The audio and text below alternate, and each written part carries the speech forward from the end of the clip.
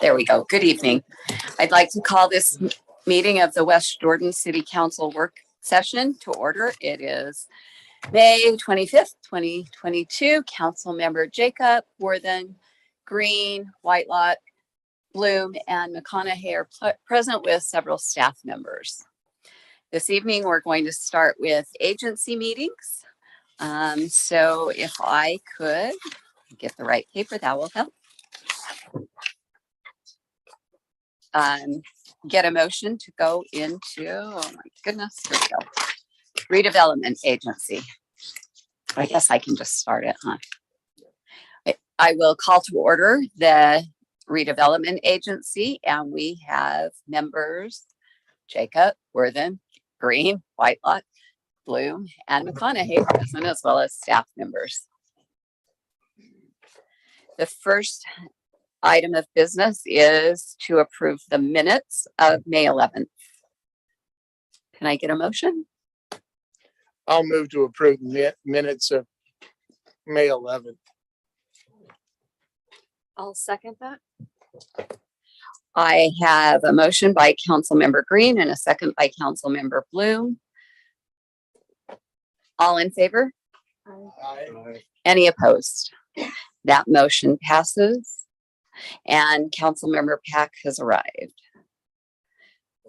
The next is a public hearing to consider the adoption of our tentative budget. Is there anyone here to speak to this item or online? I cannot currently see online, so if someone could tell me. There is no one online that has raised their hand. Okay, then Ms. Steck, do you have anything that you want to add? Okay, then can I get a motion to accept the tentative budget for the redevelopment agency? I just had to remember that. To adopt the tentative. I'll move that we approve resolution number 234, adopting the tentative budget for the redevelopment agency of West Jordan for the fiscal year 2023 and setting June 8th, 2022 as the date for the public hearing regarding the final adoption of the budget. I'll second. We have a motion by Councilmember Green and a second by Councilmember Worthen. Roll call vote, please, Cindy.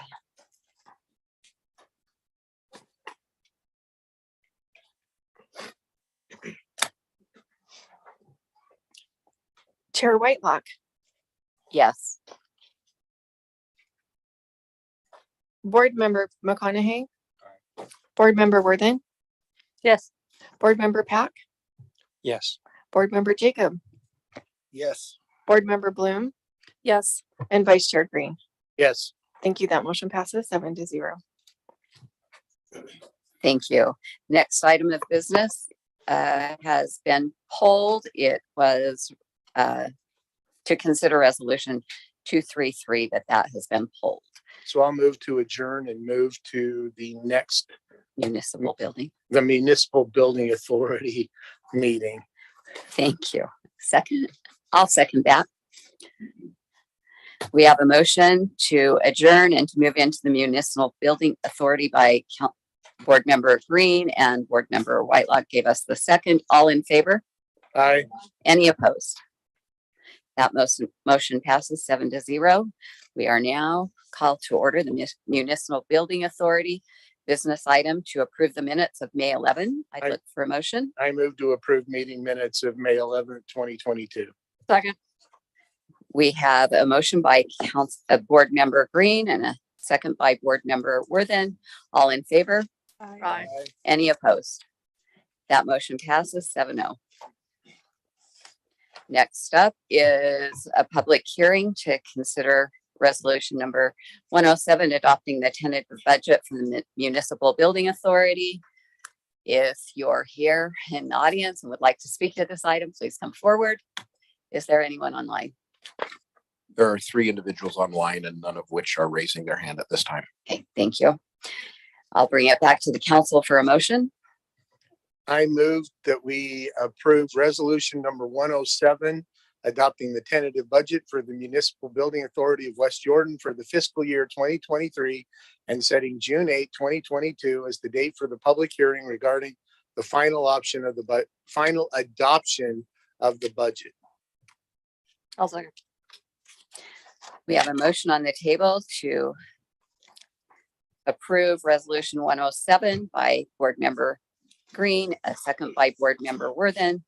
Any discussion to this motion? Let's have a roll call vote. Cindy? Vice Chair Green, Yes. Board Member Worthen, Board Member Bloom, Yes. Board Member Jacob, Yes. Chair Whitelock, Yes. Board Member McConaughey, Board Member Pack. Yes. Thank you. That motion passes 7-0. I move to adjourn the Municipal Building Authority meeting and move to the Fairway Estates Special District, whatever it is, meeting. Thank you. Special Service Recreation District meeting. I'll second. All in favor? Aye. Any opposed? That motion passes 7-0. I call the Fairway Estates meeting open. I move to approve the meeting minutes from May 11, 2022. I'll second. We have a motion to approve by board member Green, a second by board member Bloom. All in favor? Any opposed? That motion passes 7-0. We have a public hearing to consider approving resolution number 004, adopting the tentative budget for the West Jordan Fairway Estate Special Service Recreation District for the fiscal year 2023. Can I get a motion? You have to open the public hearing. Oh, I'm opening the public hearing. Is there anyone here in the public that wishes to speak to this motion? Anyone online raising their hands? There are 3 individuals online and none are raising their hand at this time. Thank you. Call this public hearing to close and bring it back to the And board. I'll move to approve resolution number 004, adopting the tentative budget for the West Jordan Fairway Estate Special Service Recreation District for fiscal year 2023 and setting June 8, 2022 as the date for a public hearing regarding the final adoption of the budget and setting of a property tax rate. I'll second. We have a motion by board member Green, a second by board member Worthen. Is there any discussion of the motion? Seeing none, let's vote. Cindy, please. Board Member Jacob, Yes. Chair Whitelock, Yes. Board Member Pack, Yes. Board Member Worthen, Yes. Board Member McConaughey, Vice Chair Green, Yes. Board Member Bloom. Yes. Thank you. That motion passes 7-0. I move to adjourn the Fairway Estate Special Service Recreation District meeting and reconvene the city council work session. Second. All in favor?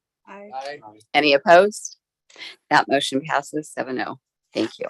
Hey, you know, we just had 3 meetings in 10 minutes. We'll never do that ever again. Now we will move on to our budget discussion. First up will be our enterprise funds, followed by our if we have time, we will go on, and the council members at this point, we will go tab by tab and we will address any questions that council members have or have any discussions that you desire. So at first, we're going to ask Ms. Steck to introduce our enterprise fund discussion. Okay, I'm just gonna kind of lead you through each of the funds and lead the discussion, and then we're gonna open it up for discussion on each of the funds. So, Mr. Anderson, if you'll go to the first slide. The first slide that we're gonna show you is the utility rate comparison, how it currently stands and how it's proposed currently in the budget so that you can see the changes that are occurring. The water fund has a 2% water rate increase for both the base rate and the usage rate. We'll go over reasons for those increases as we get to each fund, but I want you to have the biggest picture first. The sewer rate will be increasing 2%. Garbage and recycling will need to be increased by 6%. And I mixed up the words, but stormwater is where streetlights is, and streetlights is where stormwater is. So sorry about that. The stormwater fund is going up 5%. The streetlight fee is staying the same. A resident that uses 5,000 gallons of water per month, which this is a typical winter bill, Typically, people use less than 5,000 gallons, but would increase $2.60 a month for their winter use. Landscape use would increase 2% for water as well, but would depend on the use, obviously, for what that difference would be.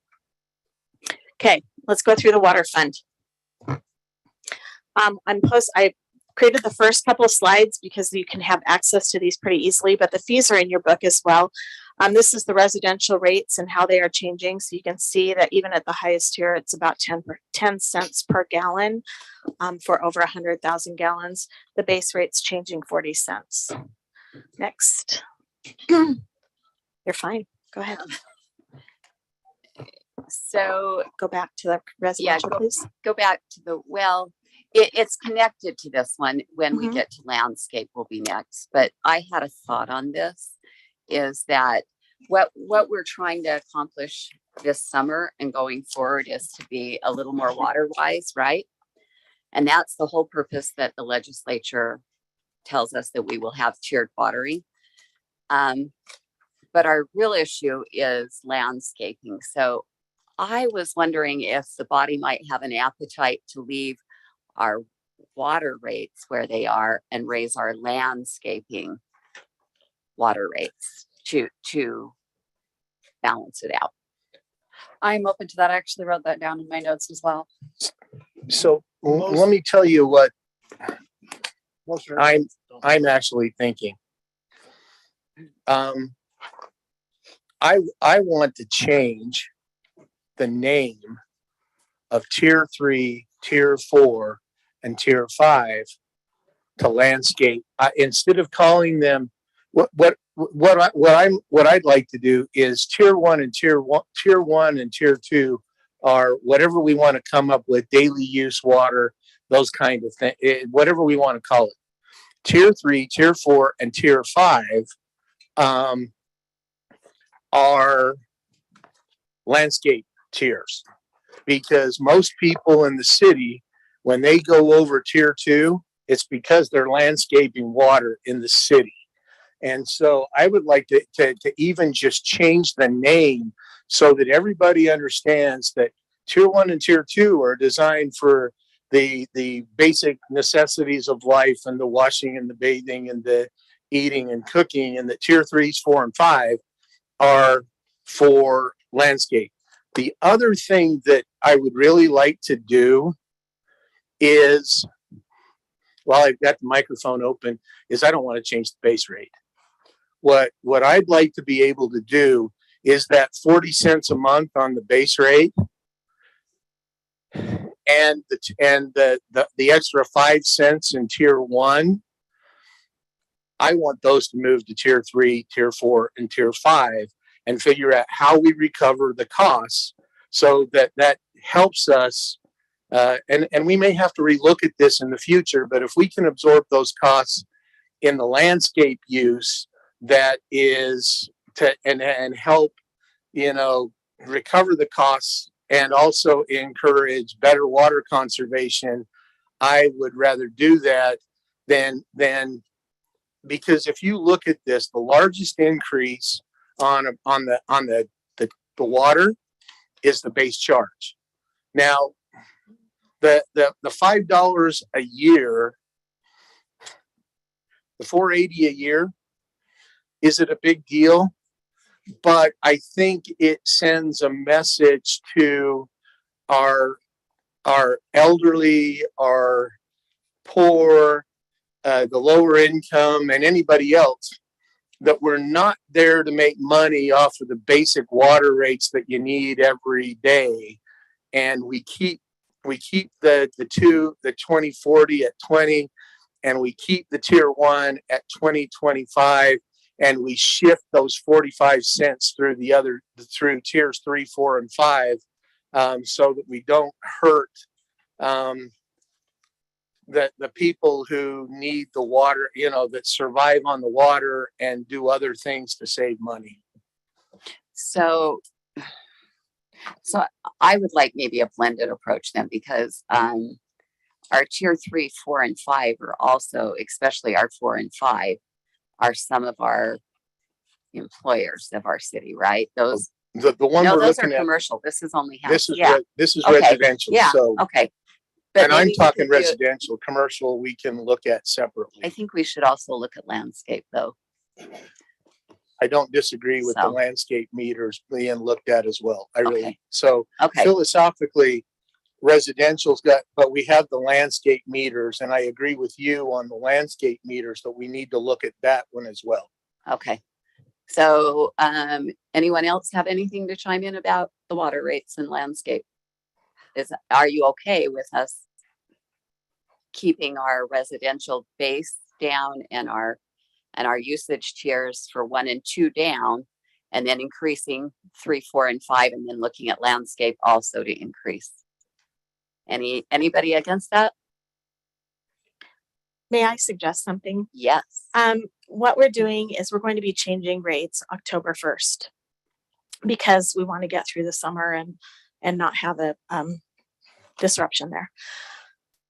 I would need to run through a study because quite honestly, the last study that I did for you in 2020, that third tier would have to be exorbitantly high to make up for the revenue loss for those first 2 years moving and for the base rate not moving. It's exorbitant. What would happen if we don't increase our base charge? I would suggest that maybe you don't increase your fees and allow me to run a study and perform a work session for you after the budget is adopted. So we can adopt with our revenue estimates, our budget, and you can tell me that you want the fees evaluated in another work session before October 1st, and we can adopt the fees at that time and keep the fees as they are through the budget process. But I really think we need to run through a work session on what that impact would be if we want to move that increase to landscape meters, because landscape meters only run on a certain period of time. So my cost recovery there is very limited versus those first 7,000 gallons. So if I remember, it was like if I drop a nickel off of those first 7,000 gallons, it's almost $1 per account per month that we're losing in revenue. And that's really difficult to make up for in the 3 or 4 or 5 months that people are running landscape meters or landscape water. But Mr. Davenport, do you want to add You're fine. something? You're welcome to come down. The other thing I wanted to add is that Jordan Valley Water is increasing the cost of water that we purchased this year by over 2%. So if you don't make any changes to the fees, then we will also be losing that cost recovery as well. That will have to be made up in another area. Well, and philosophically, if Jordan Valley Water raises the rates, I don't have a problem raising the rates. I want to make sure that we're protecting the lower end rates. And if it means that we need to run some numbers, I think if we have 4 or 5 couple of scenarios that we can walk through, maybe have Denise, you're the spreadsheet whiz. We can plug in what ifs all day and change numbers and see what goes on and where it works. I think that gives us some better data to make decisions that we can effectively maybe keep the base charge lower and deal with some way of recovering that I'm doing the math in my head, $5 a month, 30,000, 34,000 customers. We got to shift that $160,000 to scary that I did graduate from the University of Utah and I did not study math. So it's scary that I can do that. And obviously we have to figure out how to shift that $160,000 or so, if that's what we want to do. But I think some scenarios or a spreadsheet would help us. and something similar to what we did at our last work session when we were looking at water rates. So what we would do is adopt the budget with the intention of coming up with a rate structure that would require the same amount of revenue, because that's what you're going to need for cost recovery, and then come up with what scenario you believe is most fair and adequate for what you need. Are we okay with that? No, No? Okay. I'm not okay with that. because, okay, going off the number of $150,000 a month, if you're adding it into the top 3 tiers, you're adding it in a year's worth of water in 3 months or 4 months. Bottom 3. no. Well, oh yeah, 5 is on top of 1, whatever. The more expensive rates are going to be exponentially more expensive because you're recuperating a year's worth of lower tier revenue into just summer months when you're talking residential. So it's quadrupled. So you think you're adding in, oh, we just put a 45 cents somewhere else. They actually got to put $1.30 in somewhere else. But what we're $1.35. saying is that we're going to didn't go to look the at it in the future, right? We're not saying we're making a change. We're saying we're going to look at Right, it in and the future. Are you okay with that's that? the second point is I don't want to approve a budget with water rates in it that we know are unsustainable. I want to go in. I'd rather go in with the proposed water rates and then say we may change those before October 1st. And that's That's what fine. we said, I thought. Isn't that what we said? I think he was right. I think I said that we wouldn't change the rates until you run through a study, but I would be absolutely supportive of us adopting the rates as they stand, knowing that we'll go through a water rate study and you can amend the rates before they go into effect. I would rather adopt the budget in case we don't come to an agreement later on. We at least have a budget in place that we know is going to meet, make ends meet, rather than adopt it with current rates that we know won't make ends meet for the next year. And then say, well, hopefully we figure it out by October 1st. It's figured out for us. If we want to refigure it, we can refigure it, but I'd rather go forward with what's been figured out. That's just me. Okay. So, Chris.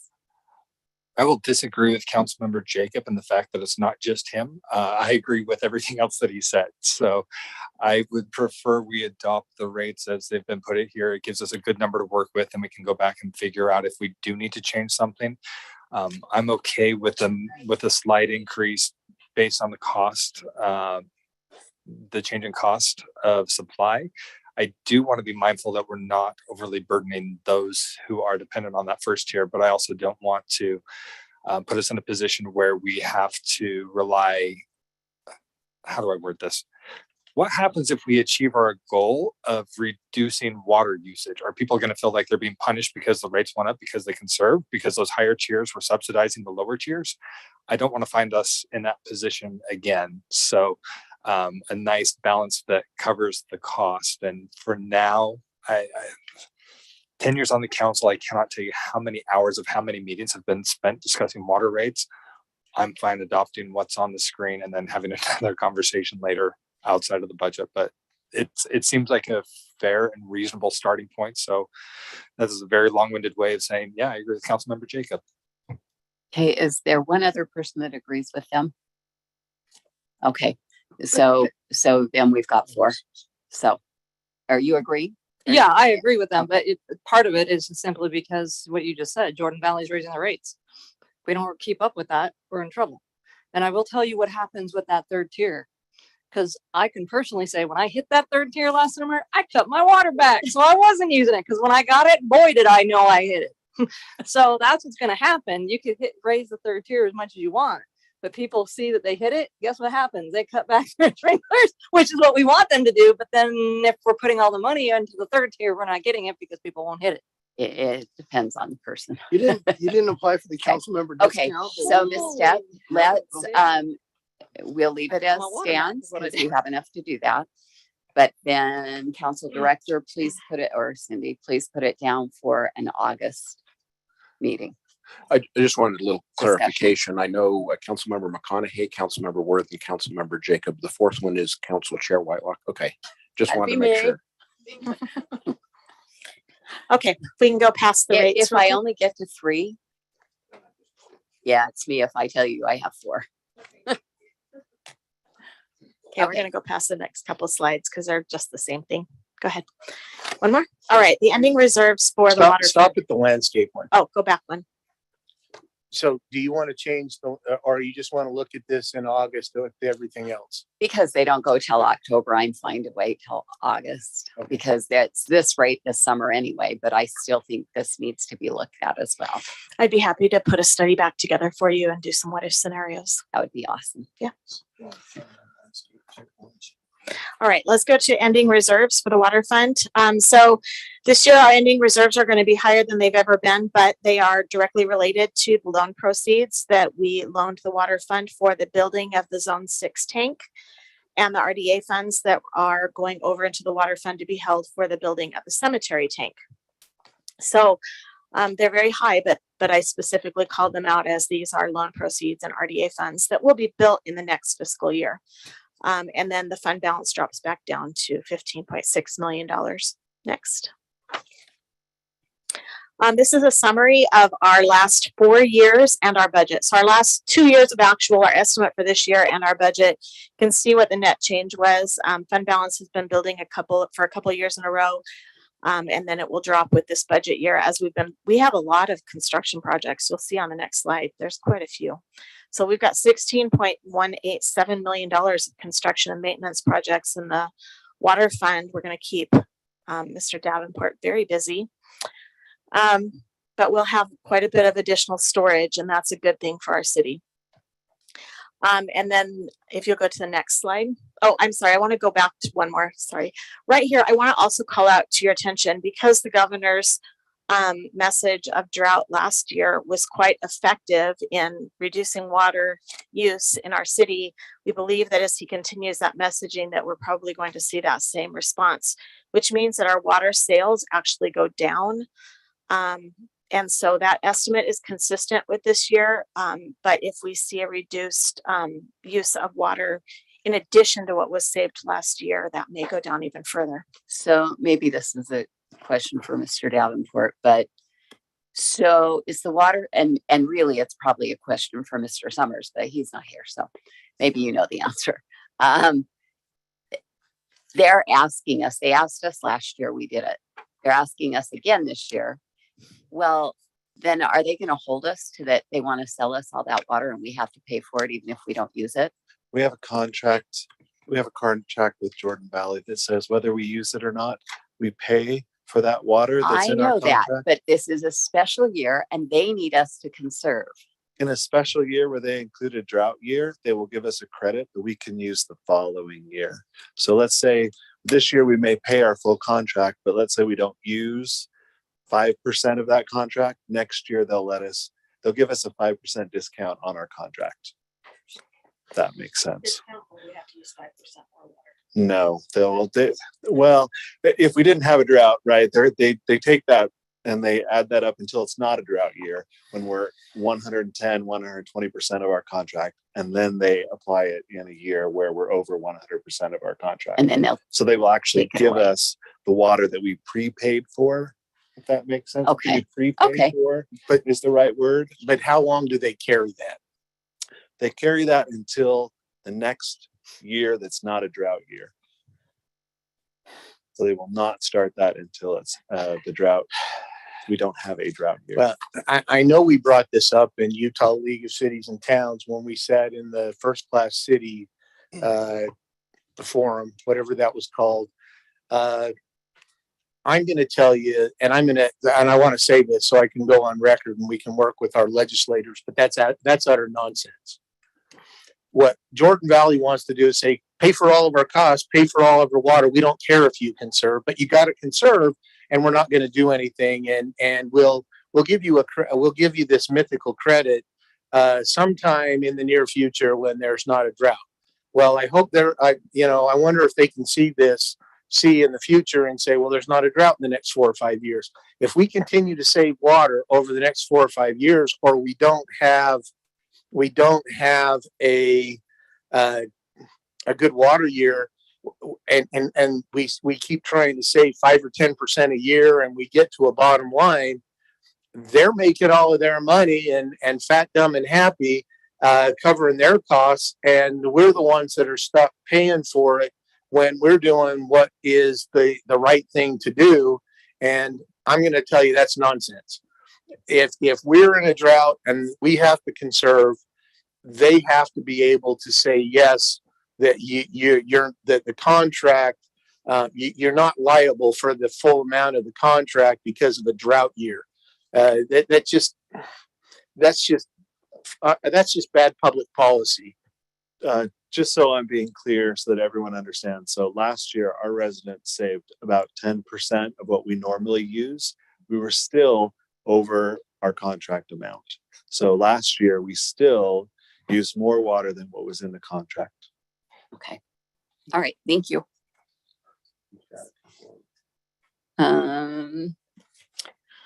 Go ahead, Melissa and Chris. Oh, okay. Okay. Next slide. Do you have something? Oh, I'm sorry. Just it's Yeah, we can- work we can session. continue. Just chime in. Okay. May I This chime is- in? Oh. The conversation that Council Member Green was talking about, I had with Mr. Summers, and he's taken it to the board and they had some discussion about it, and he's going to be addressing that when he comes on what the board recommendation is due to that very topic. So it may be a little bit different than it has been in the past, depending on what the board came out with after the conversation. So I would hold tight. Okay, so the next slide is our 5-year plan, and it shows where our fund balance or our net changes each year. We're showing a 3% water rate increase per year in order to keep up with our construction and maintenance and our debt service requirements. So we are dipping into fund balance each year, but we still feel like that we've been responsible with our fund balance reserves. Next slide. Absolutely. So when we hit fiscal year 2028 and we're at 9 million reserve, is that still a good enough reserve for the bonds? That's why that number's there. I test each year whether we have enough reserves for meeting the debt service requirement. Thank you. Next. All right. So this is the effect of the comp study in the water fund. We had a reorganization where the crew leaders and operators 1 through 4. So we changed their titles a little bit, but they're utility service technician, which is a meter reader, not a meter reader. Well, it is a meter reader. Increased 5%. The operator 1 and 2 had some increases, the SCADA technician and the water division supervisor. And this is similar to what you saw in public works. They're similar work types. So next slide.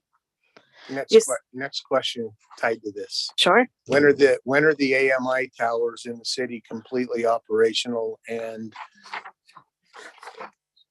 Yeah, I do.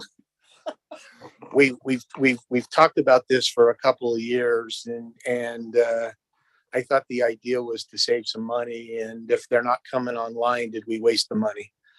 So all 3 AMI towers are now working and broadcasting. We are on an average month, we probably have at least half of the meters that the city has are broadcasting to the towers, and they're available.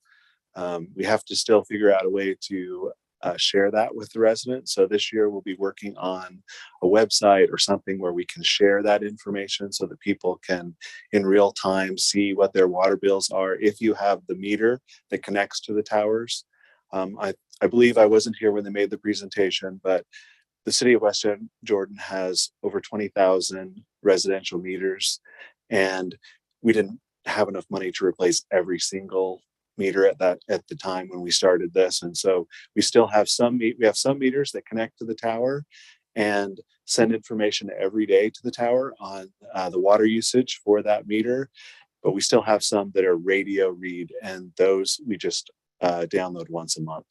So while not every resident can take advantage of the AMI towers now, a majority of the residents will be able to take advantage of that. We're just working on the best way to share that information. When will we have them all AMI? We do have the money. So Correct. the money, sorry, we have funded it in full. So the complete, what do I want to say? Meter change out has been fully funded. That is not the issue. The issue is the lead time on the meters. So we have thousands of meters on order. I don't know. It's a supply chain issue. Where does it come from again? I forgot what country it is. Israel. There you go. With COVID, everything shut down, and we just have to fix. With COVID, we made some very large orders to replace a lot more of the meters to try and get 100%. But with COVID, our meters typically take at least 8 months to get to the city from where they're at. So it's a very long order period. And when were they ordered? But we do have them ordered. Right, but when? Like, I think that we got approval to replace the entire system in April, May or March or April, and we Okay. made that order. okay, Yeah. this way, Once we okay, get the meters, we'll get resources together and start taking each section of the city and changing them. It's Can that be repeated? it still to the takes time microphone for those to do watching? that. So there still will be a time when we have to take those meters or the registers and the meters, go to each individual meter and make those swap installs. them out, okay. But we're ready to do that when they arrive. And we anticipate maybe 6 more months, so. Yep. Okay, thank you. And just a reminder, staff, when you're addressing us, will you come to the mic so that those online can hear you? Thank you. This is a list of your capital projects. You've got 3 storage tanks under construction for $12.2 million. Now, that's not the cost of those tanks. That's that year's cost. So we're finishing up the airport tank.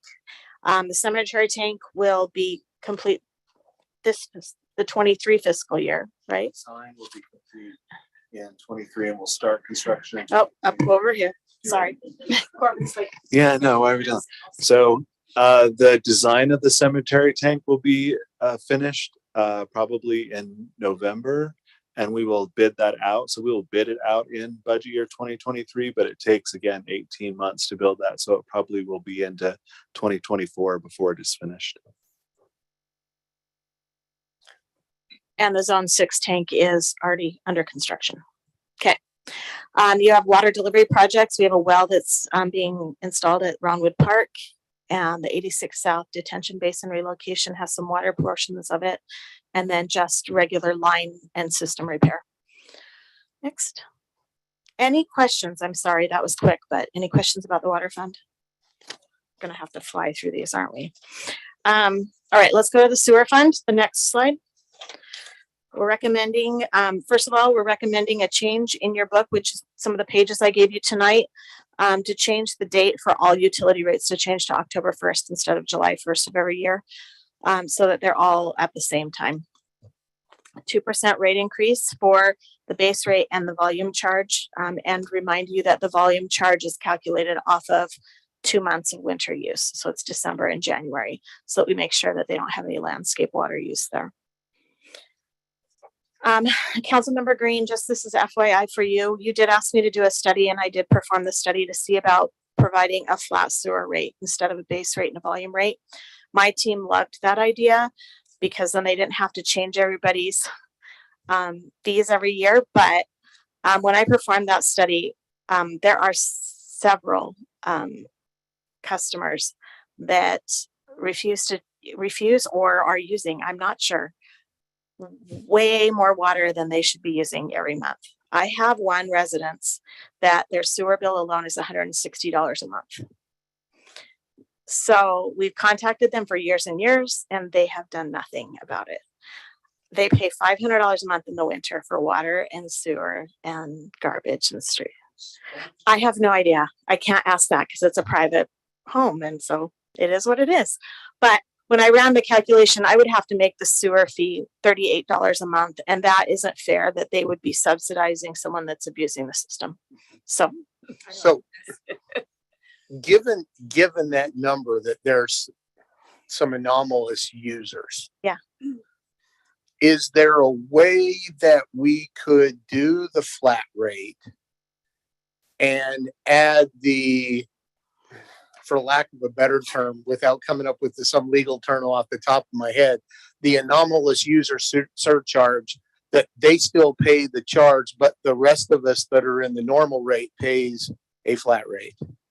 yeah, it would be about $25 a month, which is normal for a sewer system. So yeah, I could probably run that through a study, but it was like when I ran that, I went, oh my heavens. Well, and I agree with you. I don't want the normal user to subsidize somebody who's using I mean, if their water bill's $500 a month, that means they're running through 200,000 or 300,000. I mean, they gotta have their fire hydrant on in their house running through that. I don't know. I mean, I don't get it because I look at my water bill. Yeah, okay. Okay, next slide. Our Drug- ending reserve drug home. balance. I'll explain it to you later. Next slide. Yeah. Can we look at that I maybe can at the look same at that. time we're looking at water I rates can in look at, August? yeah, how many of them are overusing, and then, yeah, I'll tell you what that looks like. I'll actually put that in that same study. All right, so ending reserve balances in the sewer fund. Right now, we have a very large project going on. I probably should have done the same thing here, and I did not on that ending fund balance, but a major portion of that is ARPA money and the loan from the CIP fund to build the $10 million sewer line in the southwest quadrant, which is why you see it drop really heavily in 2023. Now, I doubt that sewer line project will be done, but it was mostly funded in 2023. So next slide. All right, this is the summary showing that pretty good cliff drop there from that large project that's going to be going on in that southwest quadrant. But the majority of the expense in the sewer fund is really our treatment costs and our costs that we owe to South Valley Water Reclamation Facility.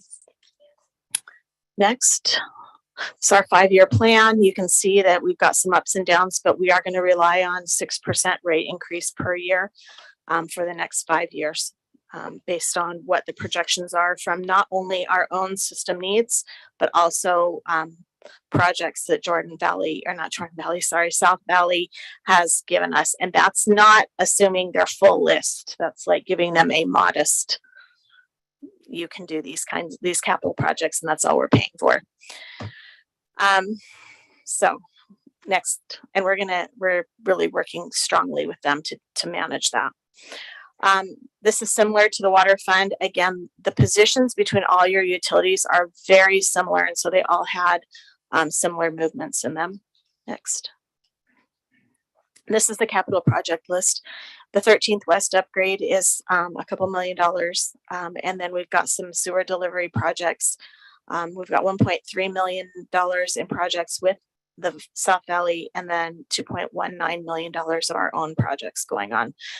The message we're trying to give South Valley, and Brian is very good at delivering this, is that we have a delivery system and they have a treatment system, and we have to balance those needs.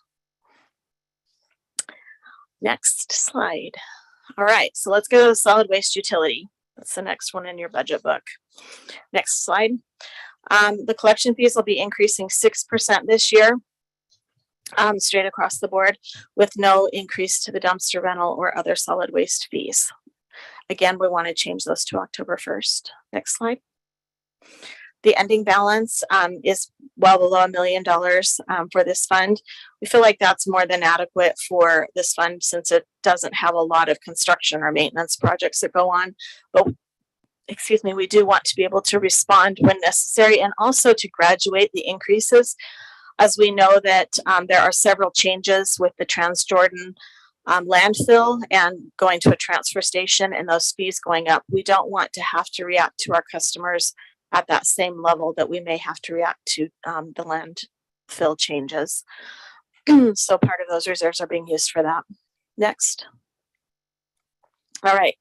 So this slide shows you the last 2 years of actuals, estimate, and our budget. So our collection fees are about $6.5 million next year with the increase in the fees. And our dumpster rental would be about $175,000. Our operations are $1.7 million. Our collection contract is the majority of our expense at $4 million. And our landfill is at $1,025,000. You can see the net change is really kind of walking right on that line. This year we are budgeting for it to go negative. Next. Question.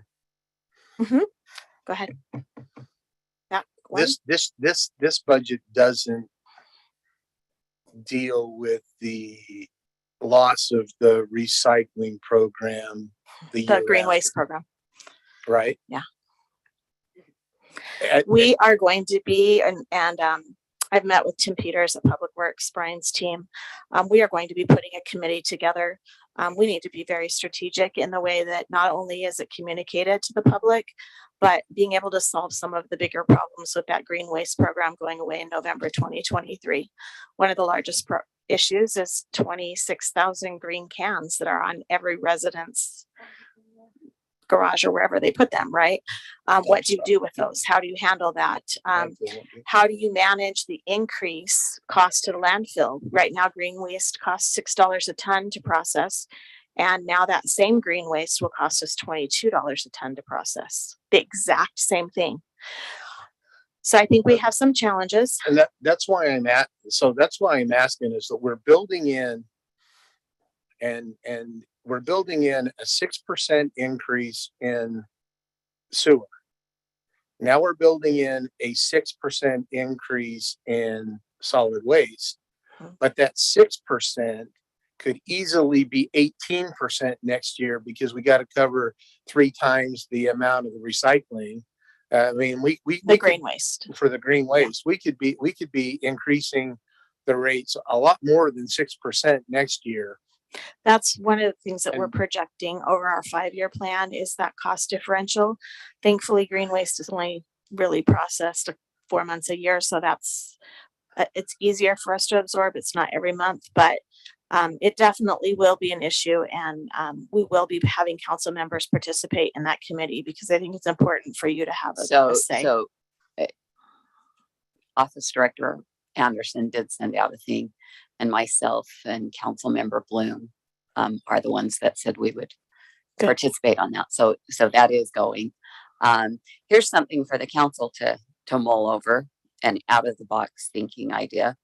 It's been a few years, so it's probably just 3 of us that remember this, but we were asked about another cemetery. What if we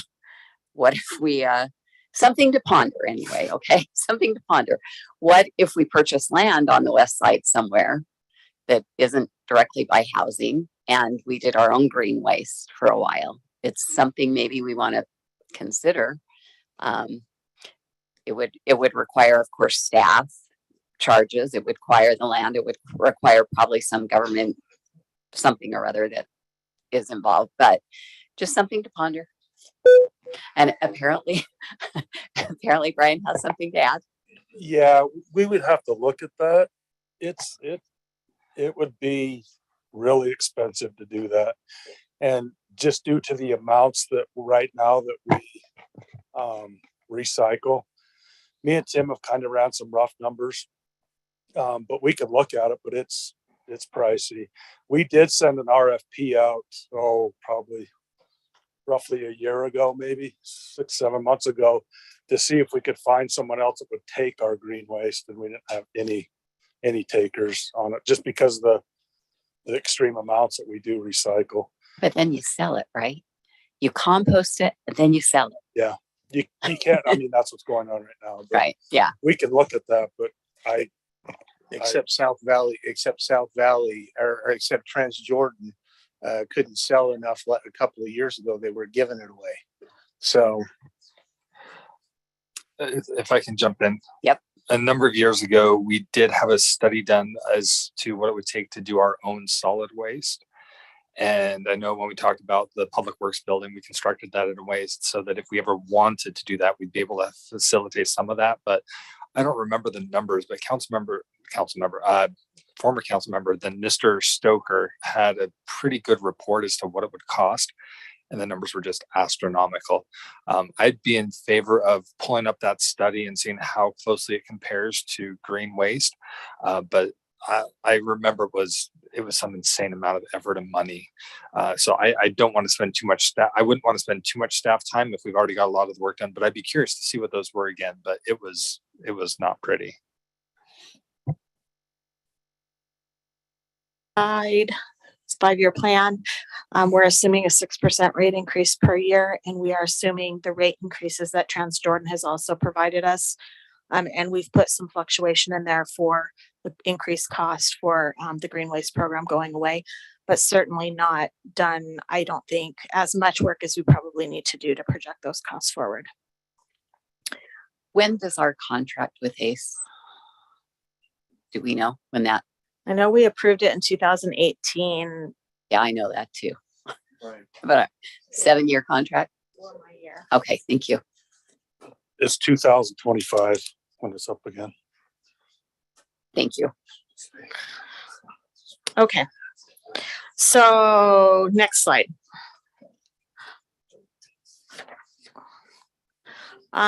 This is the dumpster rental program, a report on the program cost. So the cost in 2020 was about $207 per dumpster.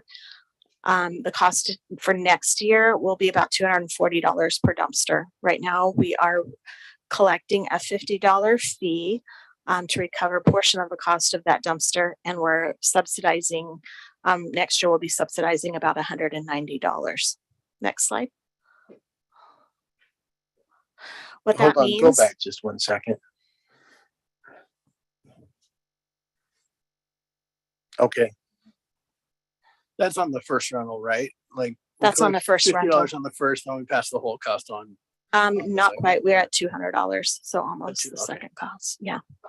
So why on the second time we are not charging them for the full cost of the $240? We can change the fee if the council wishes to do so. I'd like to up the fee on the first one. I don't know why we're subsidizing so much for just particular individuals. Darn, I haven't got a dumpster in 5 years. Let's go to the next slide and I'll show you the utilization. Program utilization, the number of rentals in 2020, and that was when it was a free program still, was 4,260 dumpsters. I think when I reported to you, there were several people that took advantage of that program, some of which got 9 or 10 dumpsters a year, which was a lot. There are currently using through May 24th, we've had 1,069 dumpsters. So that's January through May 24th. In 2021 calendar year, we had almost 3,000 dumpsters rented. We have 26,000 accounts currently. If the percentage of accounts using the dumpster program, it's about 10%, pretty even here, 12% when it was free. The total program cost in 2020, which is why you changed this, was almost $1 million. It was $885,000. In 2021, the program cost was $500,000. So we were able to recover some of that cost. And then currently, the cost has been almost $200,000 to the program. Cost per year per account is about $20 a year. And the cost per month per account is about $1.63 or $1.65. And I anticipate it being something similar in the next fiscal year. Denise, on these number of rentals, are these the first can, or do they include the second and third as well if they were rented? Is this total? It includes however many we've rented in general. Okay. Well, I just like to say that I agree with Councilmember Bloom. I think for the second one, it should be the actual cost.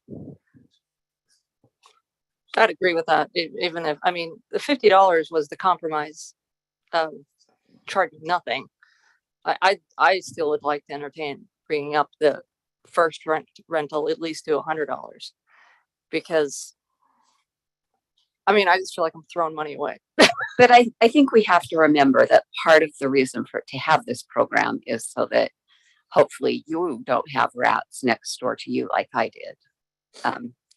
So that's part of the reason that we do it, right? It's for the community good. It's so that we don't have people having a bunch of stuff that then attracts rodents and other insects and stuff, and then we have issues. So I think there is community good that can come out of this, but getting it right is important. So you go to the next slide, we can show you the comparisons to other I don't want to get rid of it totally or charge the full cost. I think it's a worthwhile community thing. We need to get it right. When we were working out our fee last couple of years ago, I looked up the fees again today and they haven't changed. So this is what other communities are charging per dumpster. We can do whatever it is that the council wishes to do on this program. So we have not proposed to change this fee or this program, but we know that is something that wanted to be discussed this evening. Well, I'm going to jump in, and I know Councilmember McConaughey's one of his passionate beliefs is the dumpster fee the first dumpster should be free. Yeah, kind of, but one of the things that we didn't do when we considered the dumpster is I don't think we did a good job of considering neighborhood cleanups. And so what I'm gonna suggest, and this goes into the fee waiver policy or the fee waiver ordinance that Alan and Jared Tingy. Jared, you are working on that one, aren't you? The fee waiver. What I'm suggesting is that maybe we can adopt something similar to what West Valley is doing for if we have a fully organized neighborhood cleanup that that they can apply when we do the fee waiver, and we'll have a new fee waiver process here in a couple of 3 months. It won't be until that occurs. But at that point in time, when we change the fee waiver, the neighborhood cleanup could then basically fill out a fee waiver to the council, and it probably low enough we could administratively waive that fee and allow for at least neighborhood cleanups and put 2 or 3, 4 dumpsters in a neighborhood if they're actively doing a good neighborhood cleanup. So I'm thinking I'd like to at least, once we get to the fee waiver process, I would like to look at that as a way to put some dumpsters in neighborhoods for neighborhood cleanups, because I think what we are doing is when a neighborhood group decides that they want to get together for a neighborhood cleanup, and then people have to fork out money, who pays for that in the neighborhood, because the local church group or the local team or whatever is doing a neighborhood cleanup, and somebody's got to come up with the money. And I'd like to see at least a neighborhood cleanup process there. So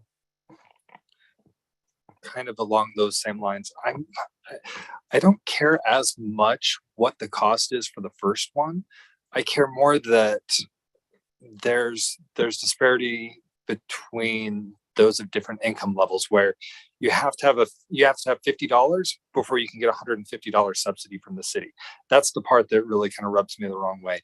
So what I'd really like to see is a path to a free dumpster, kind of like Councilmember Green was suggesting. So as we look at that, it's kind of the same percentage of accounts that are out there, but the dumpster usage looks like it dropped by about 30%, from 4,200 dumpsters to just below 3,000 dumpsters.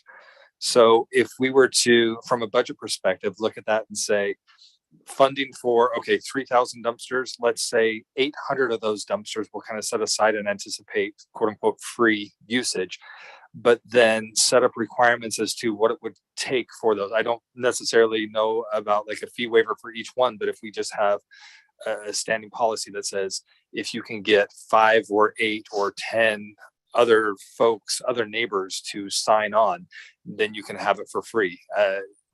So that the neighbors are actually coordinating, because my neighborhood wasn't great. My name's going to pop up on the frequent users because we would have it every couple of months. We were the ones in the neighborhood that ordered it to have it show up, because we've got neighbors who make a living garage sailing and buying stuff off of KSL and eBay. And boy, there's a lot of stuff in yards that really shouldn't be there. And there's a benefit to the neighborhood to have an opportunity to kind of purge some of that stuff that needs to go. But others also did their own thing and there wasn't great coordination. So if we accommodate for that, I think within the budget, if we say a certain number will provide a path to a free dumpster, and then the others, if you want your very own, is $50, $75, $100, $200, whatever it is. I'm not as concerned with that. My primary concern was we were providing a subsidy to some folks that could come up with some cash, and if you couldn't come up with cash, you didn't get the rest of the subsidy, and that didn't feel right to me. So I just want to see a path to a free dumpster. So let's see if we can, when we get the fee waiver stuff, because it's the council, because these are fees, right? We would have to come up with the policy to waive that fee as part of the ordinance, but I think we can come up with some ways to do exactly what you're talking about and make it a fairly decent process. If that could be done, you will not have to hear about me from this anymore. 3 years of whining and done. No more hearing from me on this one. I promise. Okay, so Well- here's the deal though. Here's, let me tell you we've from got a administrative budget. services side.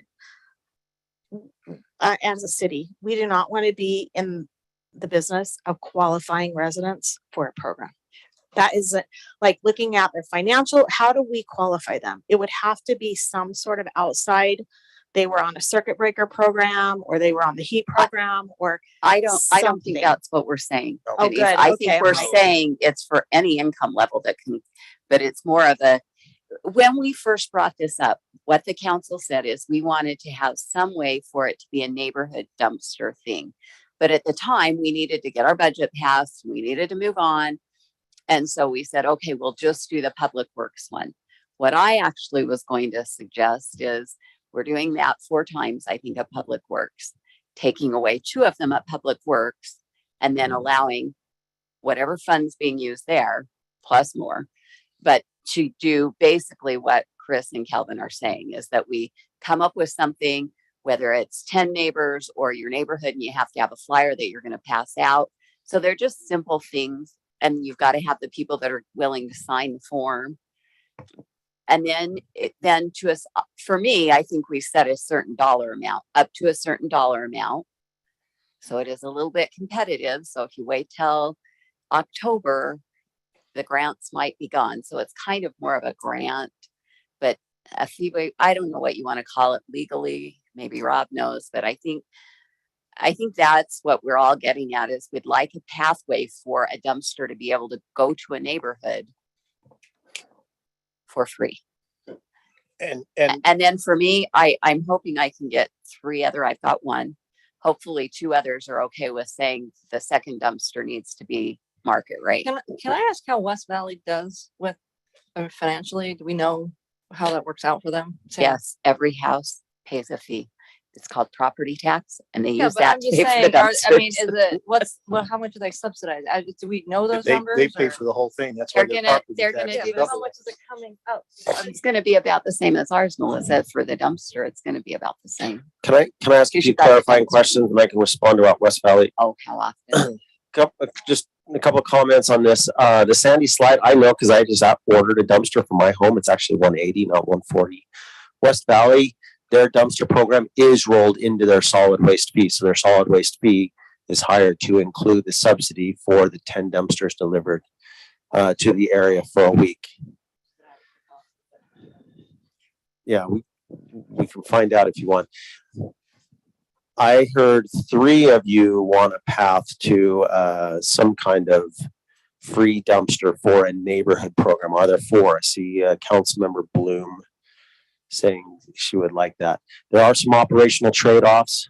There will be some operational limits, like we'll have to limit it to 1 or 2 free dumpsters for a neighborhood use per week. So Because what we have is constraints on the public works side where if we don't have staff, we run our dumpster program through ACE. But if there gets to be too many free dumpsters, one neighborhood wants to do a big neighborhood cleanup and they require 10 dumpsters, then it's pulling on to public works staff. So we need to put some limits around such a program operationally. But if that's what I'm hearing you want, we can come back with some alternatives to say, so here's a program that may work that would allow neighborhoods to get together. And here are the constraints we can do it within these fees and these budgets. Corbin, what I'm going to suggest, let me just tell you where I see us going with this. Fee waivers are a responsibility of the council. We are not going to delegate that responsibility to the mayor's office or any other staff member. This has got to be part of the fee waiver process with the council. There are some things that we're talking about with fee waivers, and just let us work. We don't want to impose any staff time until we can come up with some things, but we're trying to come up with some ideas where actually on most fee waivers, the council's where the application for the fee waivers made, because then it would be made with us because we're the ones that are legally responsible for the fee waiver. We can make that fee waiver and we can make the parameters and work with the administration to say, this is what the neighborhood dumpster program looks like. And then how do we waive that fee either through, we set a limit, we give it to the committee on utilities and utility rates, we give it to the council leadership, whatever we do for that. But we want to explore that, at least I want to explore that and not put that on to staff to come up with those kind of programs, because that we know what that is, and that's a lot of work. Just in the interest of time, I'll be super quick because we've only got a few minutes left, but I think you captured it pretty accurately, at least what I was thinking. I'm not anticipating that we would by any means open this up and give additional rights to folks to say you can go out and request 10 as part of your neighborhood cleanup project. Or excuse me, you can go out and have rights to 10. Rather, this is just a request. As we can get it, we'll still calendar it out. If, like Councilmember Whitelock suggested, if we take part of the budget and say we're going to use some of the budget for those that have a path to free, the others for those that are being done just by the individual residents, that's fine. Whatever's easiest for you guys. But it sounds like there might be sufficient support to figure out what that could be and how we should adjust it in the budget. I don't think we need to get into the nuts and bolts of scheduling and how many can that be right now. But it feels like we're on the right track. Feels like I've been heard. So thank you. Can I ask, how many of us are in favor of increasing the second dumpster to the fee that it requires? So you've got Plus like 10% admin fee, I'd even be okay with. Thank you. okay. So We'll let's do that. do that. Thank you. Perfect. Chair, if I can just mention The other this part fee waiver that Mr. Tingy and I are working on. We are scheduling that to bring to you late August, early September. And I could work with administrative services and administration to see how this could maybe come together, this pathway. Okay, but I guess in my mind, what do we do this summer? Because in my mind, that's when most people are asking for dumpsters. Are we okay just going until using the budget now, passing it, and then? Everything else we're doing is effective, October 1st. So if we say we're going to have a change to the dumpster program effective October 1st, is that enough time to get everything pulled together? Okay. Yes. Okay. I Thank saw you. enough heads for that. Thanks. Okay, let's fly through the stormwater fund and the streetlight fund. Oh, but stormwater's so fun. Yeah, I know. Actually, stormwater is the healthiest of these funds. All right. The only thing I want to say on stormwater is I think we need to think about, I don't remember if it was you, Greg, or adopt someone a else, storm drain. adopt a storm drain. So probably not tonight, but I really think we need to look at that again. I thought that with the adopted storm drain, that was going to be done administratively. Can we ask the mayor's office for an update of that at a later meeting? Yes. Thank you, Chair. I want So, to see us name administration, the we're going to want an update. It'd be fun to name them. Like I think Councilman McConaughey has had named the snow plows. It'd be fun to name the storm drains. And it's kind of disappointing to see in the newspaper last week, Sandy City's letting their residents name their new snow plow. Oh. And we're still not there. We need to do that. Oh, I love that. Isaac, get on that. All right.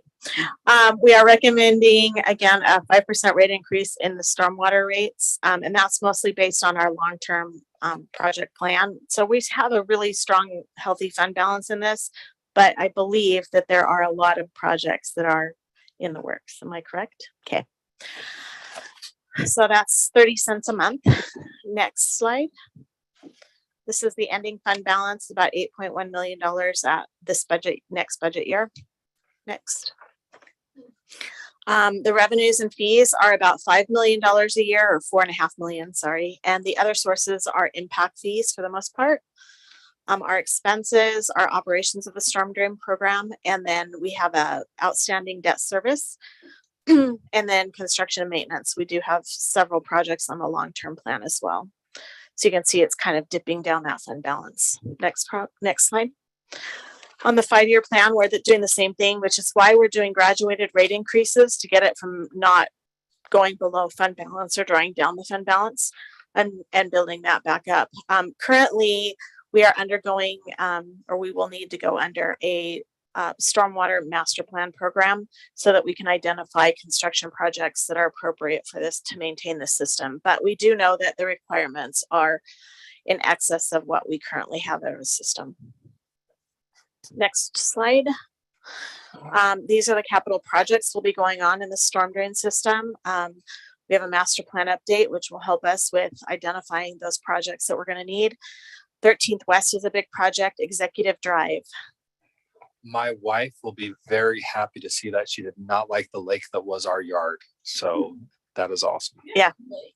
They have their own lake in their You front were yard. able to kayak? That's not fair. I like that.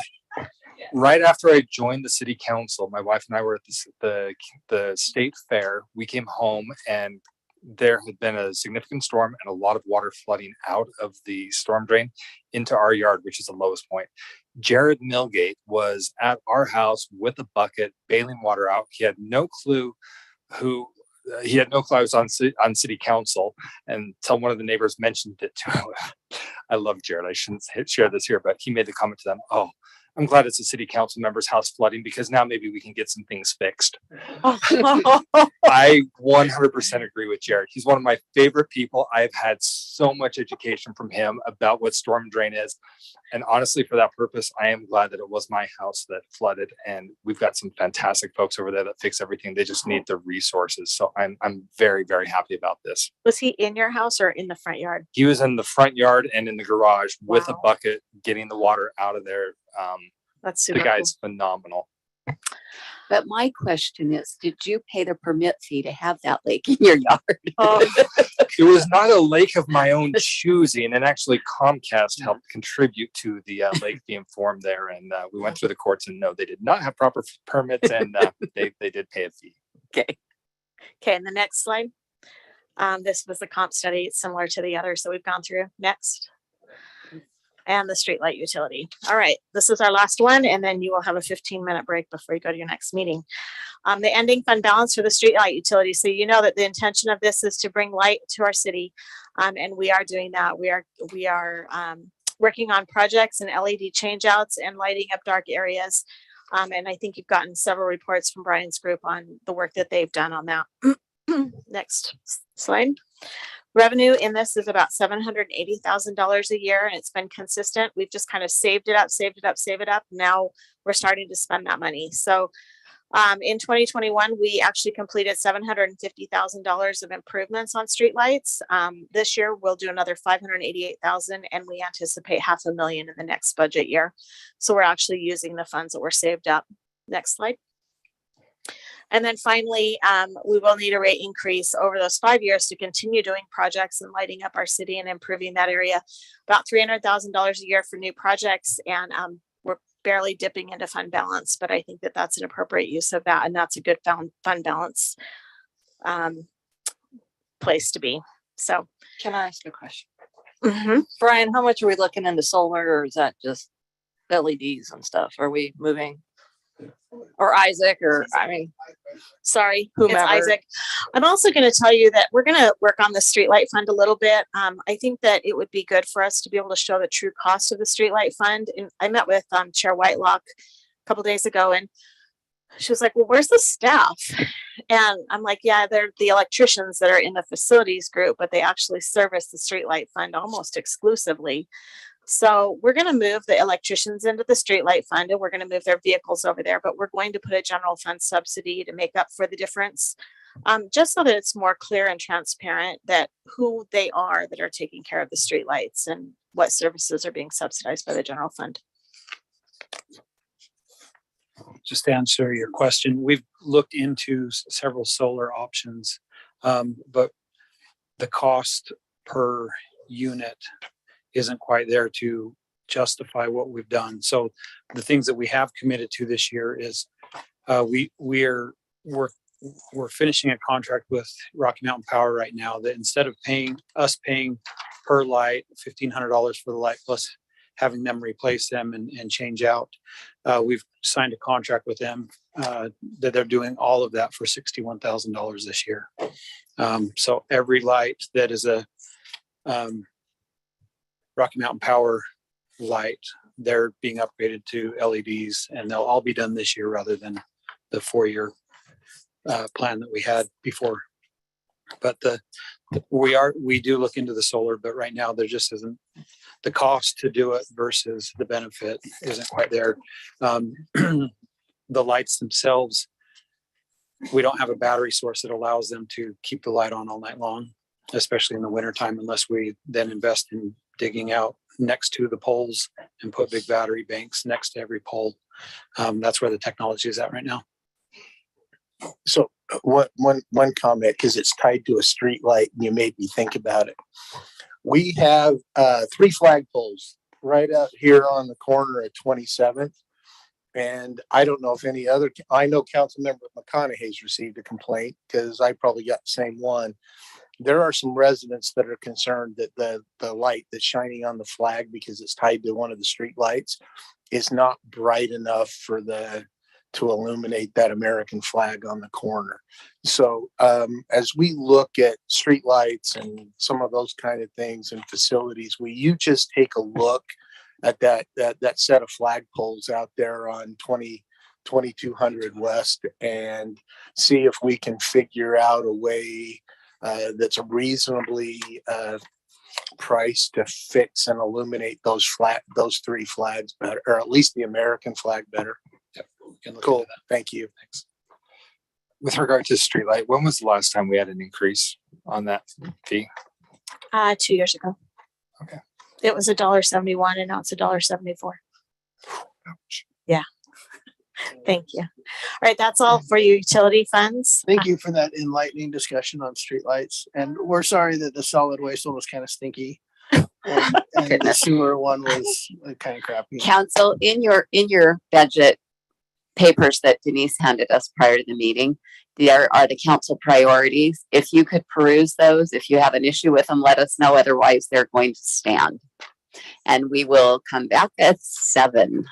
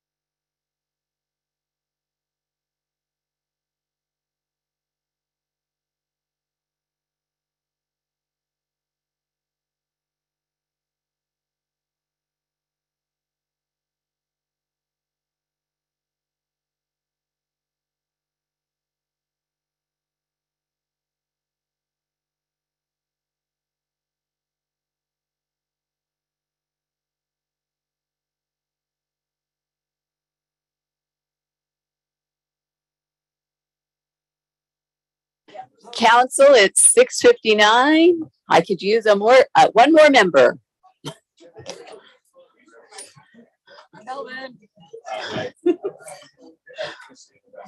None of them are in here, are they? Okay. Anyone? Kelvin? Sure. What? So it looks like a couple of the Drakes are here in person. Like we're still anticipating one online from California. Okay, there was one That was online. for the public hearings. Your mic's still on.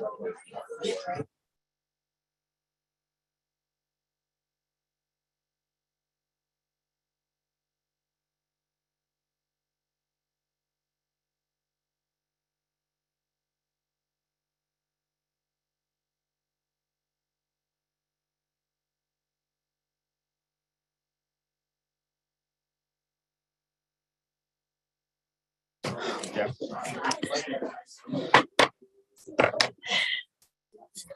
Good evening. Thank you for being here. I'd like to call this meeting to order of the West Jordan City Council. It is Wednesday, May 25th, 2022. We have council members McConaughey, Pat, Bloom, Whitelock, and Green. Council member Jacob was not feeling well. He attended our work meeting and he has gone home because he wasn't feeling well.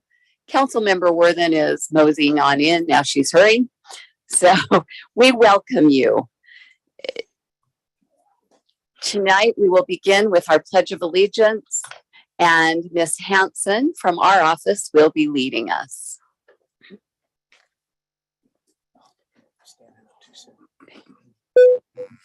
Please rise and join me in saying the pledge. I pledge allegiance to the flag of the United States of America and to the republic for which it stands, one nation, under God, indivisible, with liberty and justice for all. Thank you. I would like to note that we have with us tonight Council Member Amy Winder Newton. So welcome. And if I've missed any other dignitaries, raise your hand. Oh, and Judge Coons is here. He will be speaking to us, giving us our annual report in a couple of minutes. The first thing that we have on our agenda is our special recognition. Each year, West Jordan puts on an Easter egg hunt, and we had some members of the community that came and helped, and we would like to recognize them. If you're here representing them or you are them, please come up. We have Kearns High School. Is there a member? Will you tell me your name in that microphone? You need to push a button. The right button. And it'll turn red. There you go. Yeah. Mm-hmm. Yep. I'm Max Lopez. I'm LIA secretary in Kearns High School, and we do a lot of service. And we didn't really recently do this one, but we did do this one. Wonderful. All right. And then we have, and then just come stand right there for me for just a second. Then we have Itinerant Early College High School. Do we have someone from there? Yes. Oh, I think the principal now. Yeah, this It's is Mrs. Edwards. I don't know if are you the principal now, Susan? Yes. Two of my children graduated from this school, and Mrs. Edwards had them. I did. I taught them And they back were, in the day. well, I don't know how they were for you. Renee Edwards for my itinerant. Okay, wonderful. And then Mrs. Is it West Jordan, Cassidy? Kimberly? Kimberly Mottshard, Mrs. West Jordan. I don't see her. I don't see her So, either. all right. Well, we so appreciate the help with our Easter egg hunt that we get, because there are thousands and thousands of eggs. And if you've ever seen our soccer complex, it's huge. And there are people and children everywhere. And it is great. But it is also a lot of work. So thank you. Thank you to your groups that have helped. And we're going to come up, and actually we have a certificate for you and a pin of our city. And then we'd like to take a picture with you. So council, if you'd go forward.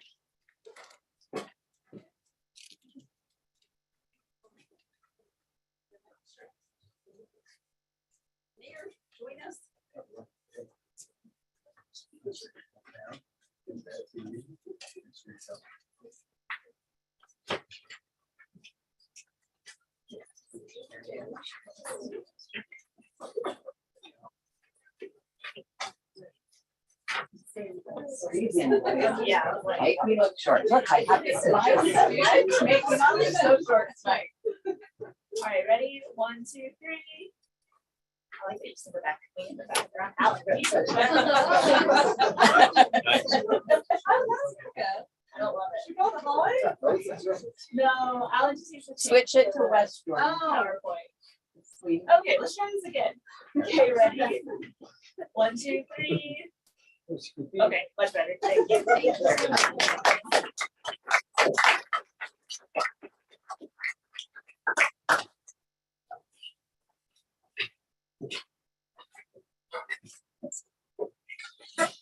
Hey, Alan, suggestion, just find a background for that when we do that. Yeah. We so appreciate all those that serve in our city in so many capacities. We have great community members that help to do many things. Tonight, we will start with public comment, but there is something I want to inform you of, a couple of different things. There have been a couple of kind of changes to our agenda, one of which is agenda item number 7, public hearing, number 7C.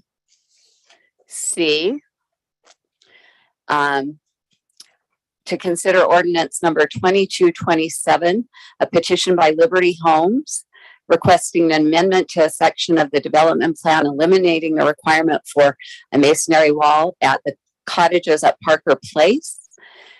The developer has pulled this from our agenda for tonight, but if you are here to speak to it, which I believe I can see at least 2 and I think 1 online, please come forward during public comments and you will have 3 minutes.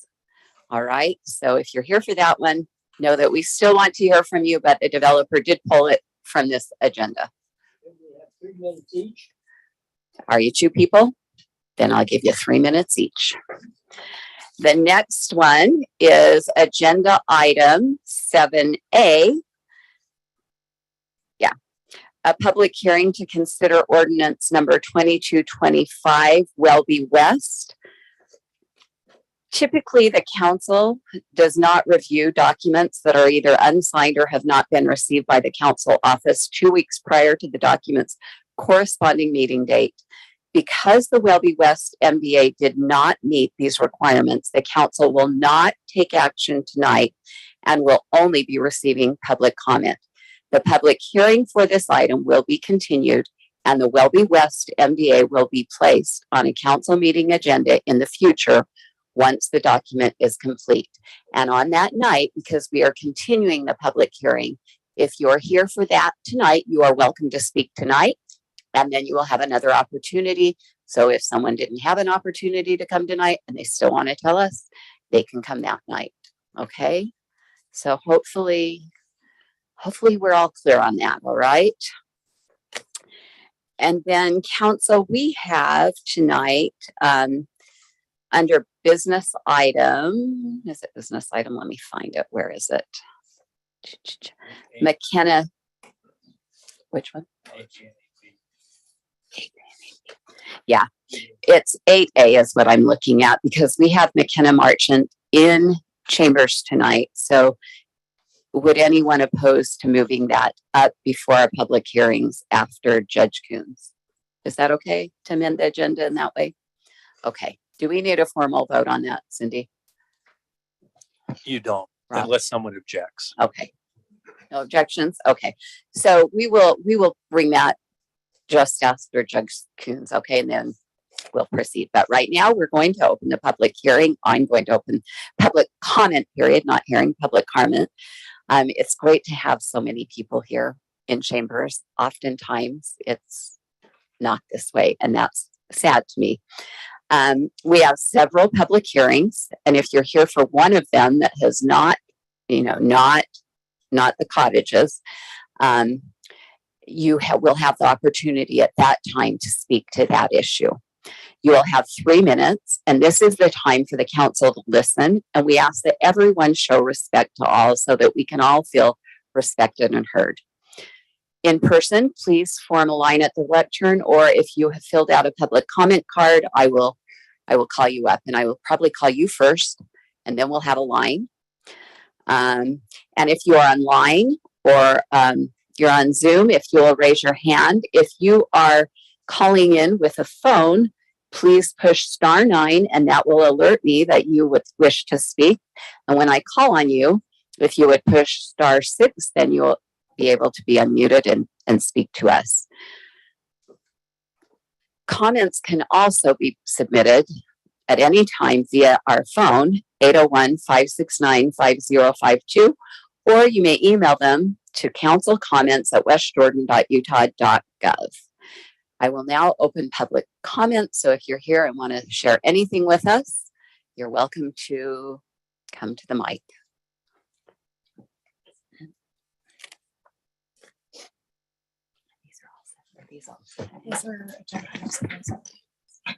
Hello, Council. I'm Amy Winder-Newton from the Salt Lake County Council.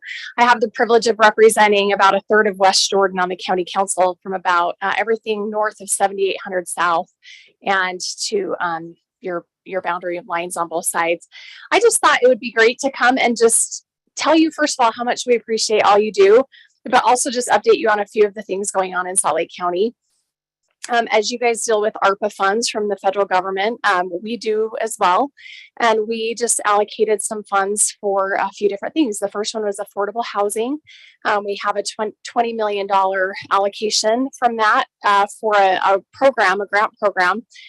We also allocated $10 million for a workforce program. A lot of our businesses are hungry for employees and workers, and this is specifically targeted towards people 200% or under the poverty line. We want to match those in poverty with the workforce, and so we're doing some things there. And then we allocated $2.1 million for a water conservation grant for our cities. So keep that in mind. I know the legislature has put some pressure on you to do some things with water conservation, and we want to be able to help. So I wanted to let you know about that. Another thing that we funded that I'm really excited about is some additional trails. We partnered with this Utah Salt Lake Canal Company, and we are going to be doing a trail just on your north boundary line at about 2700 west and 6600 south. That will be the beginning of the trailhead, and it's going to connect all the way over to West Valley and then eventually to Magna. That should be done by the end of next summer. So I just wanted to let you know on a few things there. We're working on some law enforcement things as well, which I've talked to your mayor and chief about, but my time is up, so I will leave it there. Thanks so much. Thanks for all you do. And then also, I'm going to leave you my business card with my cell phone number, and then Christy Morgan, who works for me. So if you need anything, you know how to get a hold of us. Thank you. Great. Thank you.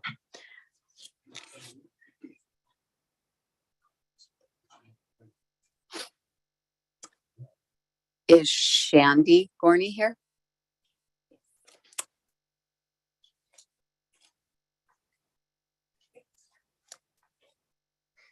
Hello, I'm Shandy Gorney, and I am on the Sustainability Committee, and I am here representing them tonight. So we are working on a lot of big projects. We wanted to give you guys some updates on what we've been doing.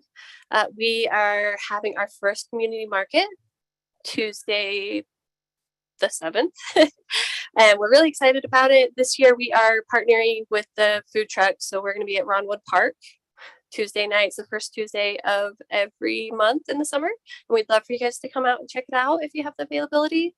And we are also doing an event, biking with the mayor, that we are really excited about on June 18th from 9:30 to 11:30, I believe. And we're going to do a parade first for the kids. So it's going to be kind of spread out. That does seem like a long time. But it's going to be a kid event first. And then there's going to be a 3-mile bike to get people excited about biking, bike safety. And if you are available, we'd love to see you guys. Great. Thank you. Thank you. Okay. Are there? Oh, here we come. Hi, my name's Anne Marie. I'm the manager from the Bingham Creek Library. I just wanted to say how much we appreciated the Western City inviting the library to be part of your wonderful West Jordan events calendar. You guys did a beautiful job. It's gorgeous. We love it. We just got them just a week ago or so and are glad to be putting those out to the public. And also wanted to just invite all of you to come join summer reading. That starts June 1st. So all ages from birth to as old as you want to be. So we're very excited about it. It's tons of fun. It's not just reading, it's lots of great activities. And we do have some wonderful programming coming up at both the West Jordan Library and the Bingham Creek Library. So we hope you join us this summer. Awesome. Thank you. Are there other members of the community that would like to?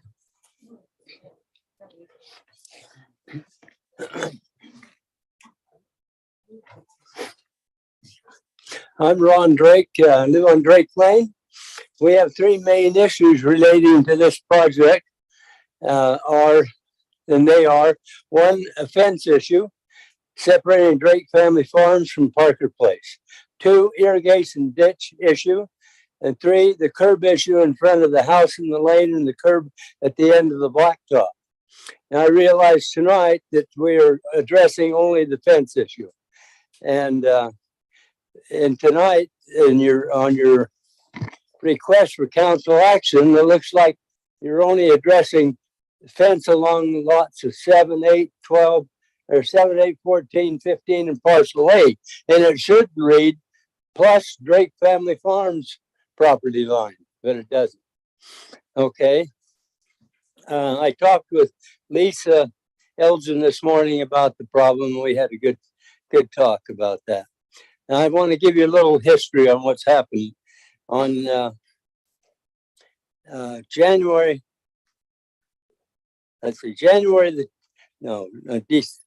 there we go.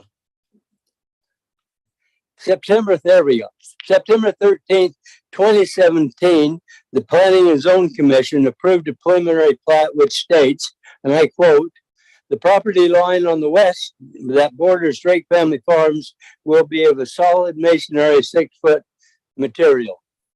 And then on December 19th, in the same year in 17, in your Planning and Zoning Commission meetings, it states, and I quote that, "Based on the findings in the staff report, staff recommended that the Planning Commission forward a positive recommendation to the City Council for the development plan.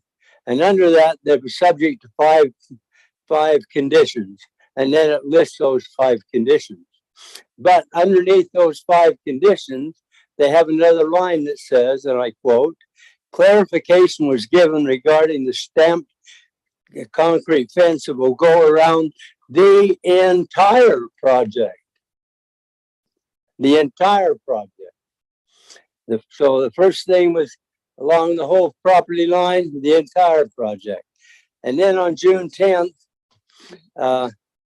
in 2018, the City Council met and they approved the preliminary development plan subject to the conditions in the staff report. And apparently in that staff report, there were some things that they redlined corrections. And after that time, all the plans only included, and that includes the final plan that was done on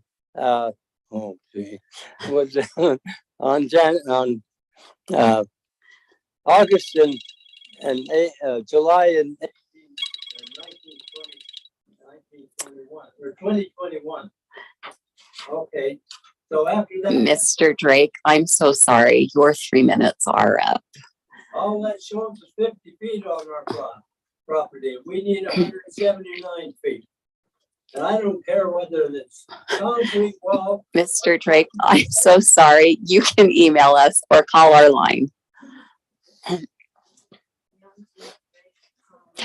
Oh, Jeanette, if you'll push the button on the right. There you go.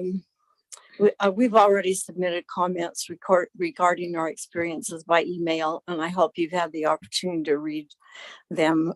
We submitted an earlier email to the mayor and city council in February, and we appreciate the response that we received and also the help we received recently regarding the blockage of traffic on our lane. Since the cottages at Parker Place project was approved in 2017. In January of 2018, I've spoken at several public hearings in planning and zoning meetings and city council meetings. I don't enjoy these speeches, but it's the only opportunity we've been given to defend our interests. One issue was a request to remove the senior overlay, and another was to allow houses to be placed closer together. When I've spoken, I've used the same sentence, which is, I hope that no one else in West Jordan has to go through the things that we have been through. West Jordan City needs better communication.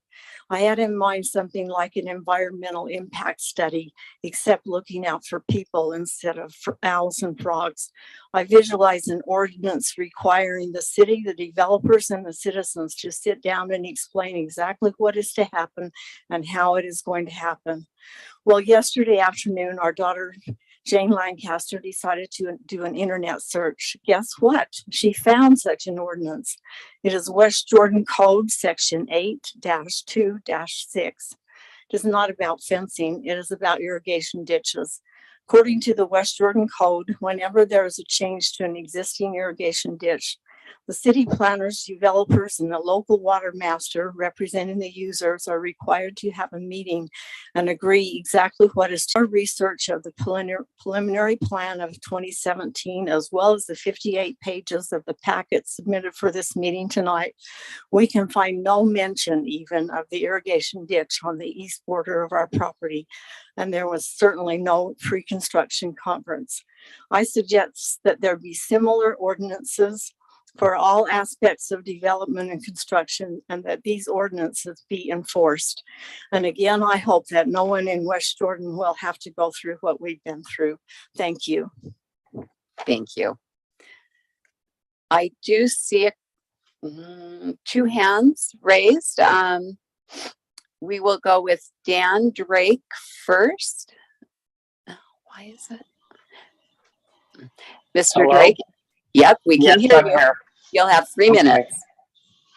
Okay, I'd just like to reiterate what was said. I'm the property owner with my parents. I own 4/5 of the house that's along that property line. I would just like to say that historically, well, no, first I would like to say thank you, City Council, for looking out for our city and trying to make it a better place. Because these developers, their goal is to make money. They don't care what they build. It's obvious to us over these years that we've been through with this project, they do not care about us at all. They do not care how our city looks. They do not care how we operate our business and the impact that the things they do on our business. So I would like to just review that historically, our property had a fence along the whole border. It was old, but it had a lot of plants on it and it was beautiful and we loved it. We also had an irrigation ditch with 3 places to pull our irrigation water from. Now we have no fence. It was ripped out with no discussion. The ditch was piped and there's no way to access the water. And now the developer doesn't want to put a fence at all, and he doesn't want to talk about the water at all. They just want to slap up the houses and sell them for top dollar and move on their way. And so I would just like to say, please make sure that they have a fence along the whole border. And my idea would be the taller the fence, the better. The thicker the fence, the better. The more permanent the fence, the better, because we have a historic Century Farm on the other side of the fence. And you're going to house old people that will sit in their houses in their yards, and they're going to hear noises, they're going to have dust, they're going to have smells, and it's just going to create a lot of problems in the city if you have old people that have a direct view of a farm. And I think that we need to have the fence. I know the developer doesn't want to build it. They came and expressed their views that they don't want to do it. But this developer there's 3 developers have been through this project, and they have cost us thousands of dollars in decreased business revenue. They've destroyed our property and made it impossible for us to water using our irrigation ditch and the water rights that we have. One of the reasons for the wall is to separate and protect everyone and to keep everyone happy. We need a wall, and we need it to be good so that we can be good neighbors. And that's just what I like to leave you with. So please please, I don't know what Liberty Homes is going to do. If they're going to try to smuggle something through in the middle of the night on another day when we're not here to voice our opinion. That obviously their opinion is to build no fence at all and to have nothing to do with the irrigation ditch or the water and to restore our ability to get our water. The whole thing's a disaster and a mess. And I hope that nobody else has to endure that, but I'm sure they will. But please, Okay, do all Mr. you Drake, can. I'm sorry, your time is up. But I do want everyone to know that in order to have this change occur, it will require another meeting with another public hearing, okay? So to have it change to what's been, there will be another opportunity. Okay, I see a Mr. Ryan Wilkinson online. Go ahead and speak. Yes, hello.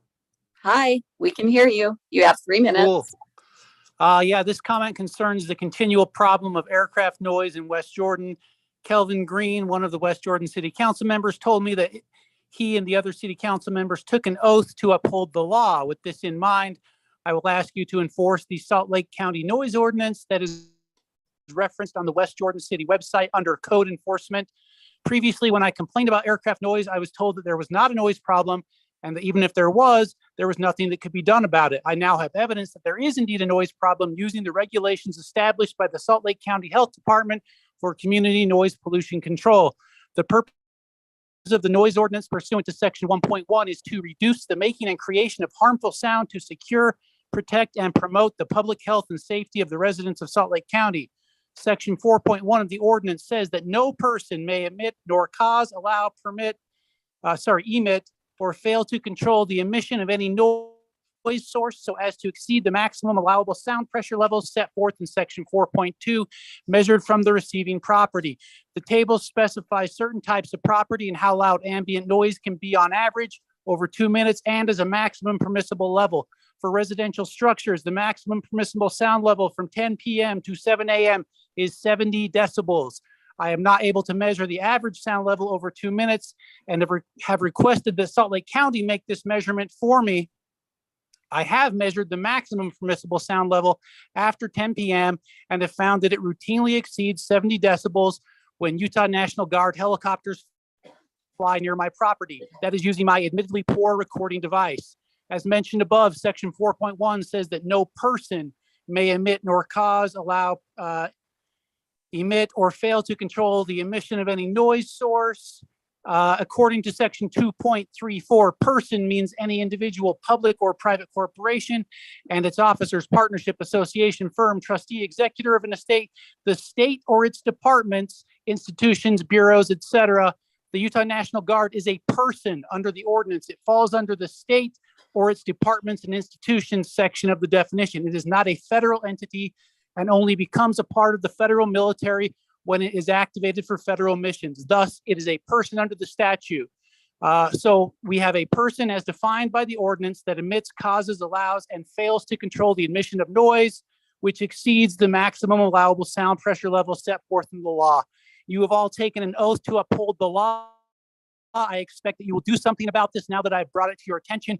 If you need more information from me, please reach out to me. I know you have my email address. If nothing is done about this, expect more from me. Thank you. Thank you.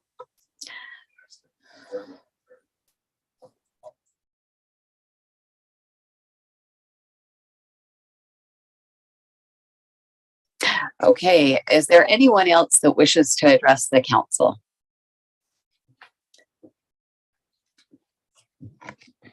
My name's Jenny Shelton. I live at 4499 Copper Valley Lane, just north of the Welby West project or whatever. I've never done this before, so I'm really nervous, but the problem I'd like to bring up that I have seen, I'm actually not just a resident there, I'm the crossing guard in front of Jordan Hills. I'm there every day from 8 to 8:30 and 3 to 3:30. And in a previous meeting when we were graciously hosted by the developers, we were shown information and data about a traffic study which didn't really fall under the definition of a traffic study in my book. It's some drone footage, and the drone images that I saw were purported to be during the time that I would have been there.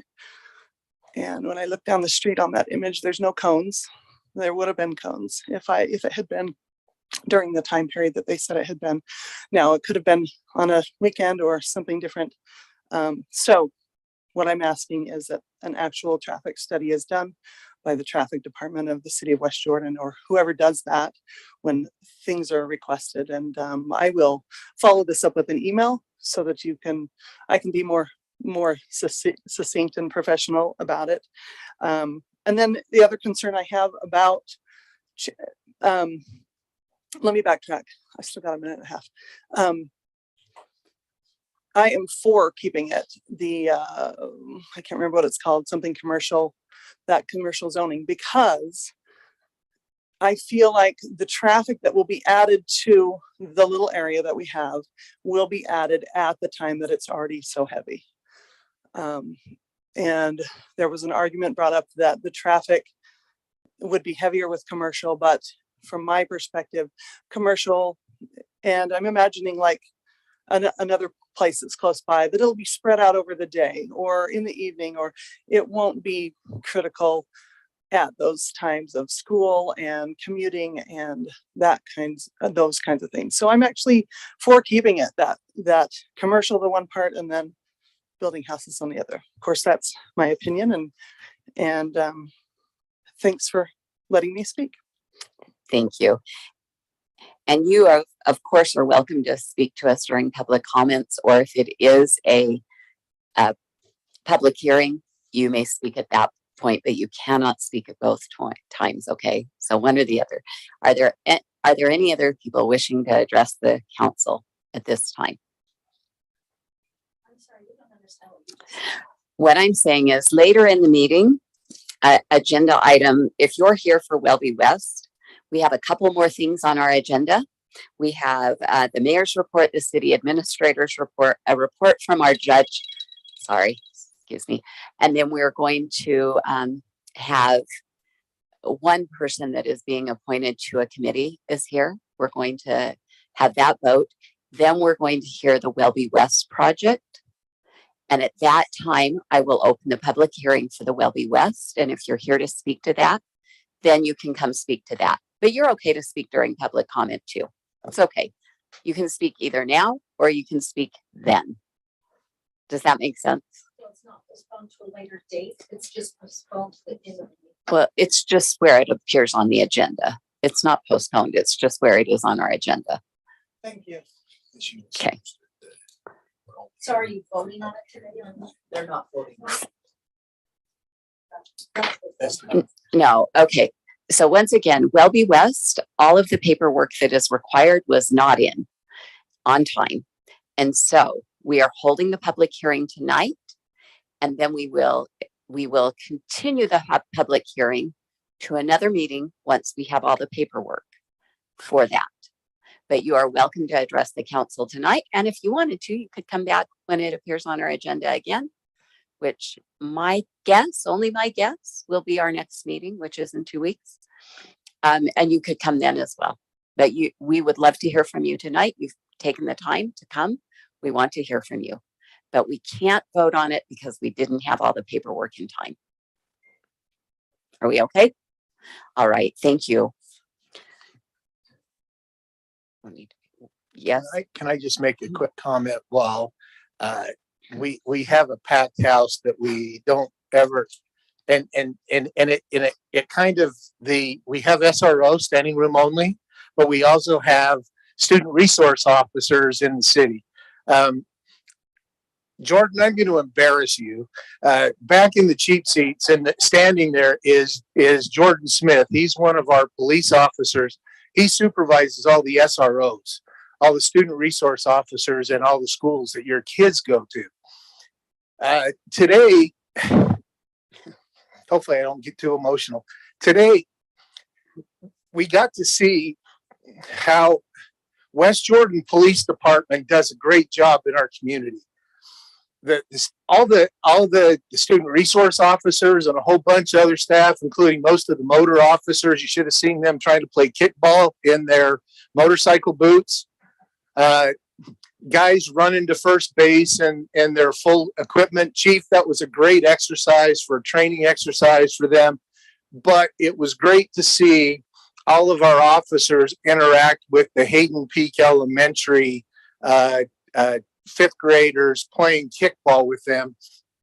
I got a chance to go play, and just like city council, we screw it up and I got out and didn't help the team any. So, So I apologize to the police department for screwing up your inning, but it was a great opportunity, and you should just know how great the police department and the student resource officers are. So Jordan, thank you.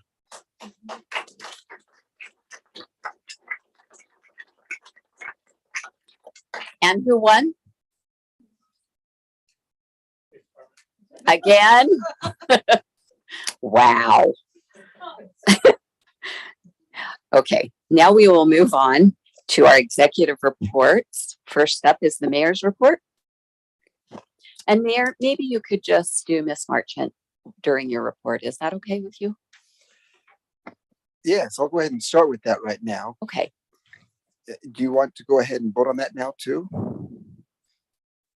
Why don't you introduce her, and then we'll what would you like? I'll do it us at to the do? end. That Okay. way we can move right into you. Okay, that would be better. That'll be good. Thank you, Council, for this opportunity to report, and thank you for coming. It seems like after I became mayor, all of a sudden people quit coming to city council meetings. So I thought maybe it was because I was the mayor. But I see you're here today, so welcome. It's good to have you here. Some people claim it's COVID, but I wondered what it was really. There's a couple of events that happened since our last meeting a couple of weeks ago, and I'll just go over some of them, not all of them, because it'll take too long. Kim Gardner was induced into the Hall of Fame, and I got to go to the opportunity to be there when he received that award. And what was really cool at that meeting is we know who he is and talked to him because he is one of the builders building here in West Jordan. So I just want to recognize that we have some builders in West Jordan that are receiving awards and doing fantastic jobs. Sometimes people feel like all developers are not good people, but there are a lot of good people that are also developers, right? Developers? There's a couple here. Anyway, I went to the West Jordan Spring Band Showcase. That was great. This time of year, there's lots of school events and activities, and I tried to hit several of them. I can't get all of them because there's too many of them. So those of you who have students in West Jordan, I don't see any of you here, but if you do, they were in the band. The West Jordan band is very good. Also, the West Jordan Symphony, which is part of the West Jordan Cultural Arts Society, they had a concert last weekend. That was fantastic. They did over the Meridian, and it was a full house, and it was spectacular. They have some very talented people, a lot of them from West Jordan, and a few of them from outside of West Jordan that come in and participate in that. Last Saturday was the Jordan Education Challenge Run. There were felt like a couple of thousand people here. I don't know what the number was. Councilmember Green was there with us as well and helped him kick off their start of their race and do that. Now it was great that they put that to good use in our park. That was 2 weeks ago Saturday. However, last Saturday, NAMI was having their Walk for Life. And if you're familiar with NAMI, they're an organization that helps with mental health. And they are held in their event here in our park. And that was a fantastic opportunity for them to get together. That was the first time they've done that since COVID. They did that prior years here in our park. Also on that same day, the Rotary Club was hosting over in the Field of Dreams, the group of kids who are playing baseball. And if you've ever watched those kids play baseball who are handicapped, they're on wheelchairs or crutches or other ways trying to get around and trying to hit the ball, that is a great experience. So if you haven't seen it, come over on a Saturday morning, come over to the Field of Dreams, which is over by the Senior Center, and watch how these kids play baseball. It's an exciting event to do. Itinerants is already gone, but they came and did a bunch of work over at the Big Bend for us and pulled up a bunch of weeds, including thistle, mostly thistle. And if you've ever pulled up thistle, pull that out, you'll find how grateful we are that they did that. Those thorns go through gloves when you're doing that. So thank you to them for doing that for us. I'm going to skip real quick a couple last ones. Earlier today, I got to join the West Jordan Police Department as they had an award ceremony. They used to do it every year, but due to COVID, they postponed it. So they did it this year and had 3 years worth of awards they were giving out. And it was spectacular what those awards were doing. And the chief mentioned how great our officers are, and he's right. And the officers mentioned how great the chief is, and he's right. But I can tell you it's the combination of the two of them together that make our police department good. We have a chief that has some great officers, and the two of them, because of the training that he provides for them and the way that they follow and do that, we have the police department in the city. And I just happened to see on LinkedIn the other day that our police chief got another award. He got the National Executive of the Year Award from DARE program, which doesn't surprise me that he continues to get those. And he's real good at keeping those quiet, but I'll bring him out. So those are just a couple of things that have been happening. I did have an opportunity to go out and play substitute crossing guard a couple of times and hope to get some more of that in. But if any of you want a part-time job, we're always looking for crossing guards and substitute crossing guards. So please come join us there. Now, I want to talk to you about McKenna Marchant. Do you want to pull that up for us, Alan? Do you have that slide to put on the screen?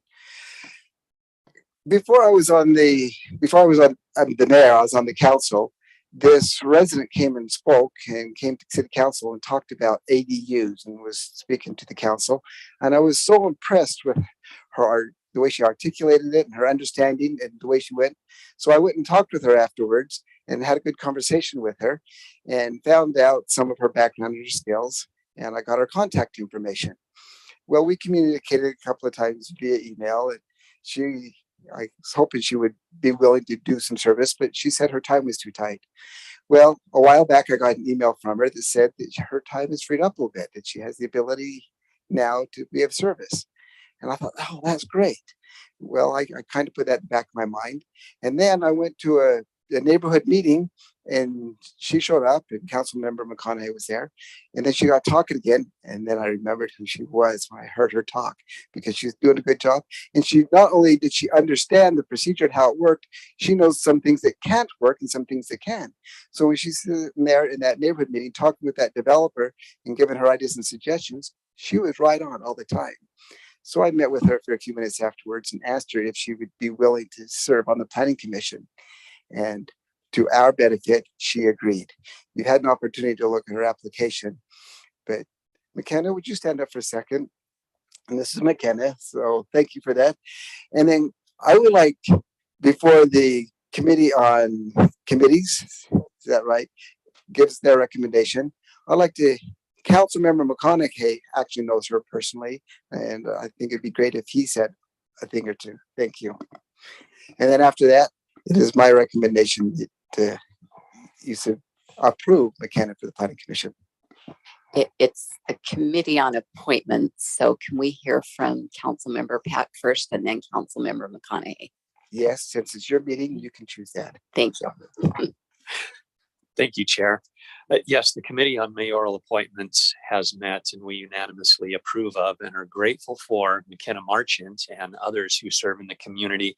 As you can see, her stellar resume here that's specifically tailor-made to hitting the ground running, serving on the Planning Commission. It's been my honor to serve on that commission for 6 years, and definitely having APA, American Planning Association, experience and background, as well as public administration background, is a huge asset, as well as already being a city planner in previous experience. So I think we hit the jackpot here. So we most enthusiastically endorse McKenna Marchant for approval.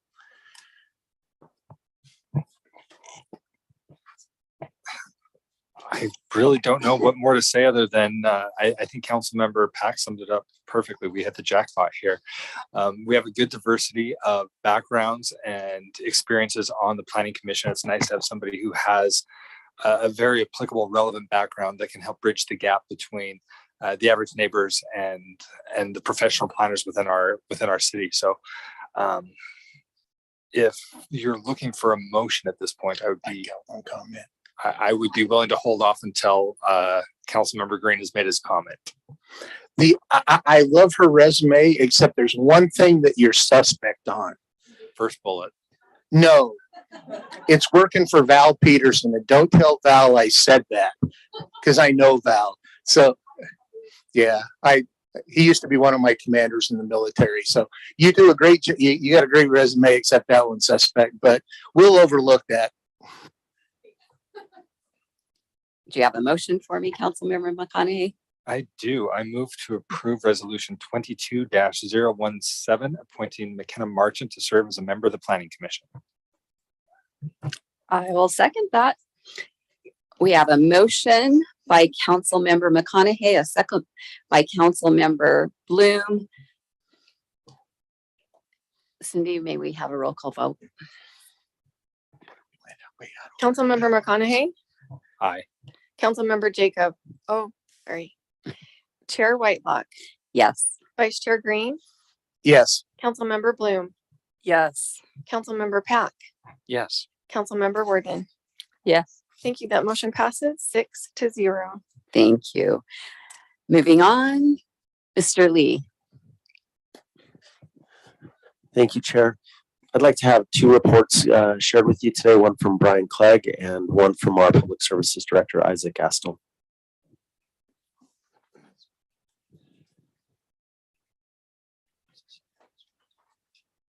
Council Chair and Council, just a quick update, some good news. The Zone 1 airport tank is now in service. It is pumping water and working well. The tank is done. The landscaping still needs to be completed. They're working on that right now. So probably within the next month or so, the entire project should be wrapped up. So we have 8 million gallons of storage on that site. So thank you. Great. Thank you.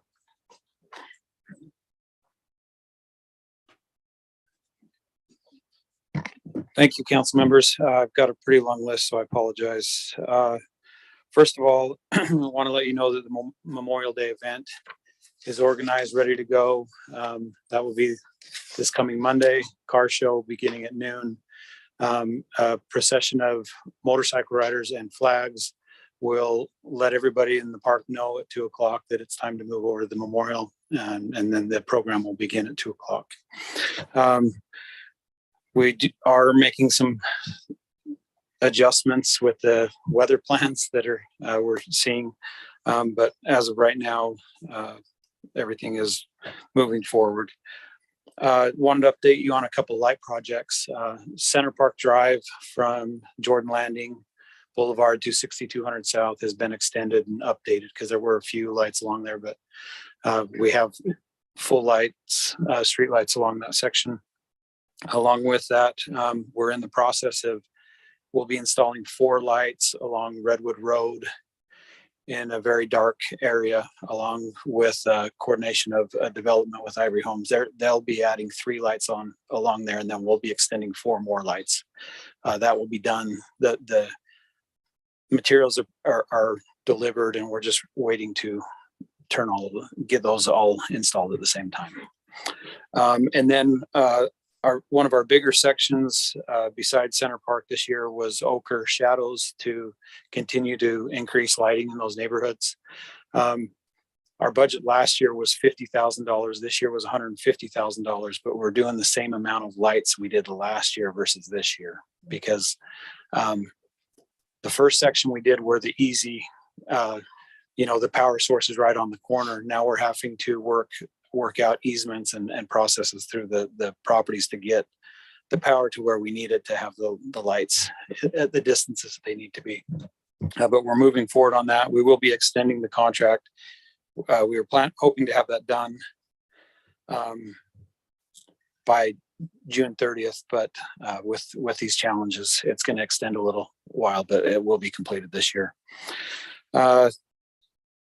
Watering the parks. A lot of our parks, well, most of our parks are now being watered sparingly.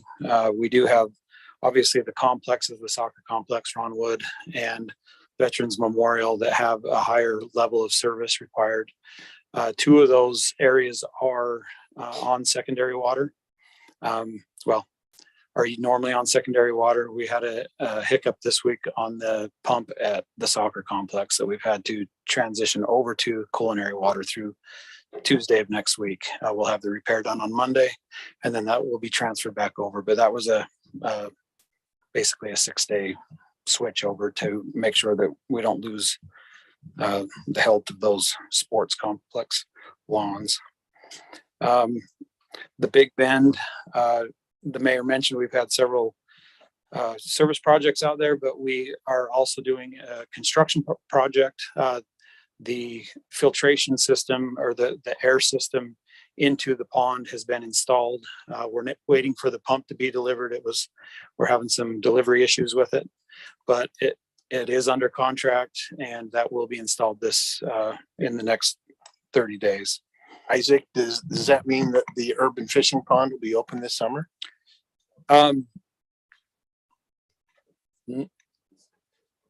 We should be able to have it planted this year, but it won't be ready for public to be fishing there. Ronwood Park, our sustainability mentioned the food trucks that begins next Tuesday, and that will be every Tuesday through the summer. So we invite you to come out and see that. Splash Pad will be open on Friday this week for the season. Over the winter, we had to do some updates on the programming. The old programming system died on us. We had a contractor come in and help rewire that and program it. We do have a couple of the valves that are sticking and need to be repaired. So there may be a couple of the fountains that aren't spraying, but overall the splash pad will be open on Friday. Field of Flags will be happening June 11th through the 18th here at Veterans Memorial. We're grateful for the groups that do that. And then I'm excited to tell you that we've gotten bids back. One of the streetscape areas that we've talked about multiple times, 4800 West, between 78 South and I was getting mixed up. New Bingham.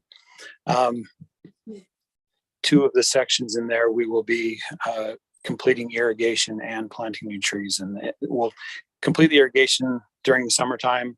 We'll plant trees in the fall, so that area will start looking much healthier and more attractive for the community. And then Mr. Astle, on that, we've got the water issue resolved then, correct? We are running irrigation on our system, so we control it. Everybody understands, when that all went in, irrigation was being fed from the homes on the other side of the fence. And when the neighbors realized they were paying for that, a lot of them either got turned off or removed. So the trees died because we didn't have irrigation for that area. Last thing for you is this last week, we closed, in cooperation with the county, we closed the senior center for a week. We installed new carpet in the hallways and several of the main rooms because of trip hazards and the state of the carpet. And then also we had cracks in the walls of the cafeteria area from the earthquake, and we had those repaired and repainted. It looks fantastic in my opinion, but I'd invite you to stop by and visit with the people, the community members that visit that on a regular basis. It was quite an ordeal. We had to get some billiard professionals in there to remove the billiard tables and then reset them back up the appropriate way and make sure they're balanced. And I think they're happy with it. But the senior center is a facility that, along with most of our facilities, have gone through some rough years and need some TLC. So we're excited to make a few improvements for people to see and use. Mr. Astle, is that the end of your report? Yeah. I have one question for you about parks. Okay. Are we watering at the normal rate that we have in past years? What are we doing there? No, last year we came out with a recommendation of what we were going to do. Most parks were doing what the requirement is as less 1 to 2 times a week, depending on the size. The challenge that most people see is they'll see the sprinklers on every night at a park. It's not that we're not watering the same area every night. Many of those parks are so large that it takes 4 to 6 days to water the entire park with 8-hour sections throughout there. But we have limited the times. Most of them we try to do between 10 p.m. and 6 a.m. The watering, and some of our parks we don't even have on yet, partially because we've had 32 backflows stolen this year. We're in the process of replacing those again. But I mean, we've got cages over them. They're removing the cages and taking everything. We've talked to several other cities. It's not just the irrigation. We're dealing with it with our street lights. The copper's getting stolen left and right. So we're trying to find ways that we can install things that are going to use products that are high enough quality that we're not having to have maintenance issues all the time, but that also that it's not attracting people to come and take brass and copper. And one additional question, we were working on smart timers for all of do you know where we're at with that? So we have our system, we do have a smart system. We have several parks that don't have those, but it's because they're smaller parks, and those control systems are about $9,000 per controller. So they're the smaller ones. We haven't updated those. The others, we run off of a radio system, and we have a few glitches every once in a while where some of them will get reset or turned off. But overall, we run on a smart system that measures and controls that, and we do most of our controls from computer. And if there is something that the resident is concerned about, what's the best method for them to reach out? Turn in a work order on the West Jordan website. We get those and we prioritize them and get to them as quickly as we can. And it looks like we have 2 other members that would like to ask something. First, Councilmember Pack, and then Councilmember Worthen. Oh, thank you, Chair Whitelock. Thank you, Mr. Astle. So a question for you regarding the sprinklers. If they're usually on from 10 p.m. to 6 a.m., how are they policed to know if they're actually working? I try to be an early bird, but I'm usually a night owl. And so I'm out during that time of night getting things done. And I've been out and about driving, and I notice, geysers shooting up in the air, or the streets getting watered, just like any other sprinkler system, things get off. Thank you for letting us all know the streamlined way to report a situation such as that. But just curious how with staff working in the day, how is that even noticed unless a resident mentions it? Well, we do rely heavily on the public to let us know if they see things, but we do have irrigation specialists on staff that they go around and check the systems. We've updated this year that as they do that, they'll be posting signs. So, every once in a while you will see the sprinklers on during the day. They shouldn't be on more than 2 minutes at a time, but that's them testing each zone and making sure that they're working, figuring out which one is the leak or, what the issues are. But we do have full-time staff doing that. Sorry, I'm jumping to electricians, but just so you know, they do night sweeps on a monthly basis to check lights and make sure that the street lights are working as well. Great, thank you. Yep. First of all, I just give my thanks to Dave Naylor for coming out and looking at Teton State Park and giving me some ideas and education really on the balance of watering so grass doesn't completely die out, so it'll come back in the fall and the spring. Very knowledgeable and understanding, and really explained to me why we water the way we water so we can conserve but not kill. Right. So very much appreciate that, and really how it's being done with the non-recreational areas and parks versus the recreational. You guys are doing an excellent job on that. And then the other question I have is volunteers for the healing field. What time in the morning are they looking to come out? Councilmember Worthen, I apologize. I don't have that. I don't have the time with me right now. Do you mind just emailing that out to all of us? Yep. That'd be great. Thank Absolutely. you. All right. Thank you. Thank you. All right. Next up is a wonderful member of our community. If you're like me, you're glad that you don't know him all that well, because he's also our judge. So, Judge Ronald Kuntz, it is your turn. We're anxious to hear your report. Thank you for being here. Thank you. I appreciate the council's willingness to allow me to address you this evening. Traditionally, we get together and talk about the affairs of the court and budget time to address various budget issues. The Chief Justice of the Supreme Court is invited to address the Utah legislature on opening day each year.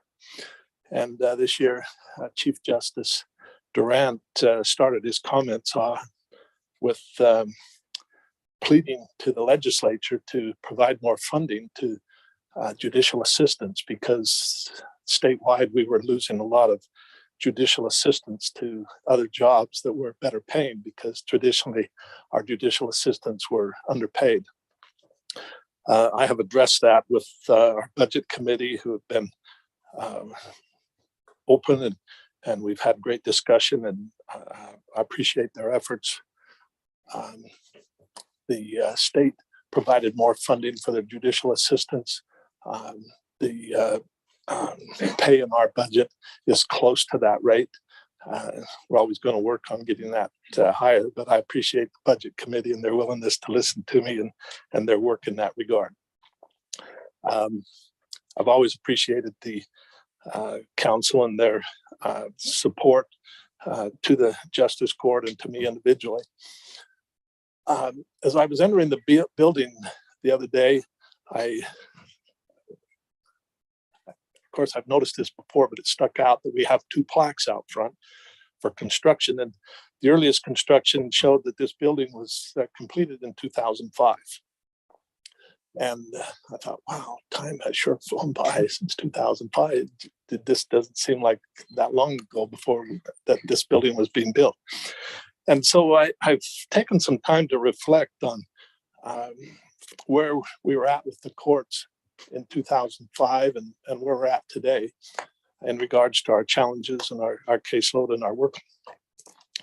In 2005 and prior to that time, there was a lot of emphasis from the administration and police officers to enforce traffic laws. And for those of you who were around back then, you would hardly go down a street without seeing a police officer out enforcing traffic laws and pulling people over. And as a result of that, people would get citations that have to appear before the court, and they would have to pay a fine. That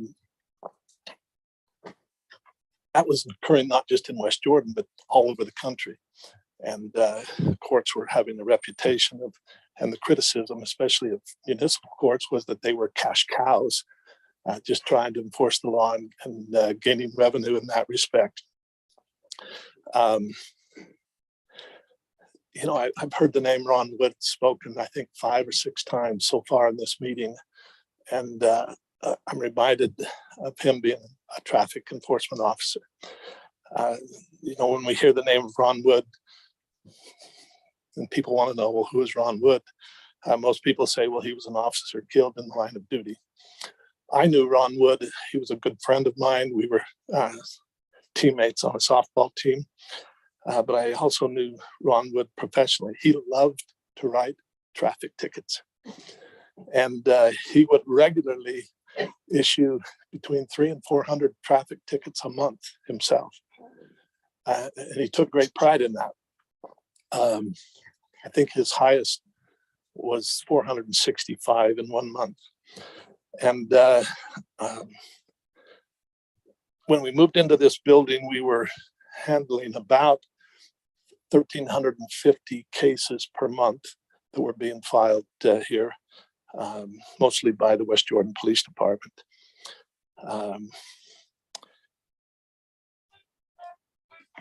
We have an extra courtroom upstairs that's shelled out. It was anticipated because everything was trajecting towards having another judge and another court, with the case filings improving or increasing.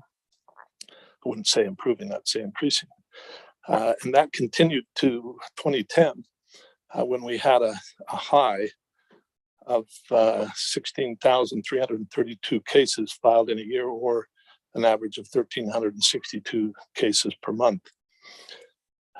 Shortly after that,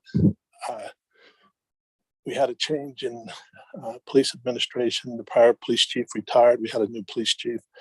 And also at that time, we had a problem in the country back in Ferguson, Missouri, where this issue of cash cows and police officers just citing people over silly things, or at least what was alleged as silly things, was causing a lot of problem. There was a lot of demonstrations throughout the country, and the Justice Department did a big study on law enforcement and issues relating to law enforcement in the courts. And as a result of that, law enforcement attorneys and judges were encouraged to be a little kinder, a little gentler in their approach to these kinds of things. And we went from that high of 1,362 cases per month down to 533, well, actually 734 total, with a total of 533 average citations per month filed in 2018, pre-pandemic. Now, I don't intend to throw the police department under the bus. I have a great amount of respect for the police department. They're doing a great job. So when I give you these figures, I'm not trying to be critical of them. I just want you to know where we're at. So then COVID hit, and Supreme Court issued an order saying that all courts in the state needed to remain open because we had certain core functions, people had rights, and we had to do certain things. We've all struggled getting through that and adapting our procedures, mainly being online like we're on tonight.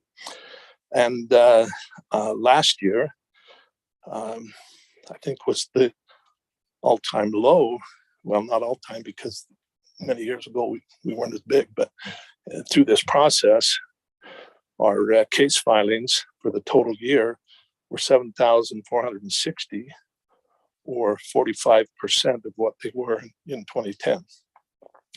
And traffic citations averaged 422 traffic citations per month, or 36% of what they were in 2010. That 422 average for the entire year, I want you to keep in mind, Ron Wood wrote that many in a month because he loved to write traffic tickets. We're now coming out of the pandemic. I understand the police department is more adequately funded, and they have most of their officers hired, and we're seeing an increase of filings during this year. I understand Chief Valentine even wrote a ticket the other day himself, I was told. So anyway, like I said, I don't give you this information to be critical, but to let you know where we're at in the city of West Jordan. The legislature has decided that they want to take a look at justice court reform in the state of Utah. They appointed a committee to take a look at this a few years ago. And it's not the first time they've done that. There's people get upset because constitutionally at our level, a person has a right to appeal to the district court for a trial de novo, which means they get a second trial all over. And people think that that's tremendously unfair. I want to report it doesn't occur very often. Very rarely, it's less than 1% of the cases that we handle where people go in and get a new trial. But people hear that, especially in the legislature, and they want to do something about it. And they can't do something about it without amending the Constitution or changing how our system, the court system works.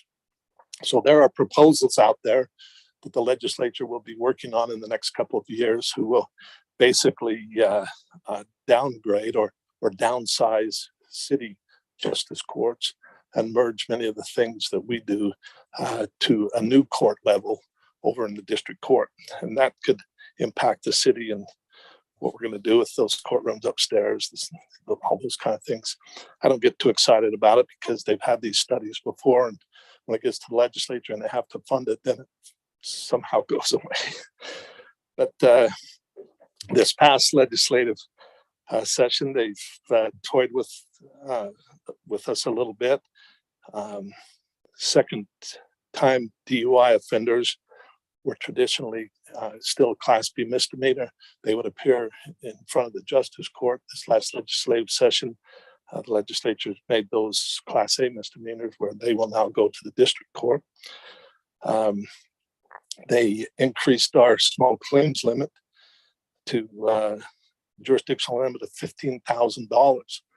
When I first took this job a few years ago, I think the jurisdictional limit was $450, and now it's 15,000 with this legislation providing for in the year 2025, that'll increase to 20,000, and in 2030 it'll increase to 25,000. That provides a whole different level of small claims court when you get to that level.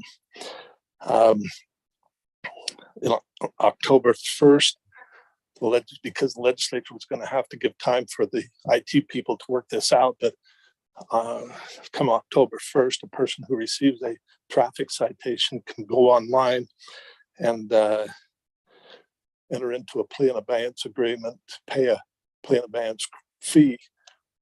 They won't have to go to traffic school. They just have to pay this fee, provided that they qualify. This computer program will access driver's license records and all that kind of stuff to see if they are qualified to do that. The way things have gone over the past several years, traffic enforcement and prosecution, and the legislature now basically eliminating the court system from traffic offenses altogether. I've joked that it won't be too many years until we'll have to have the mayor send these people a letter of apology for having gone through the inconvenience of being cited for violating the law.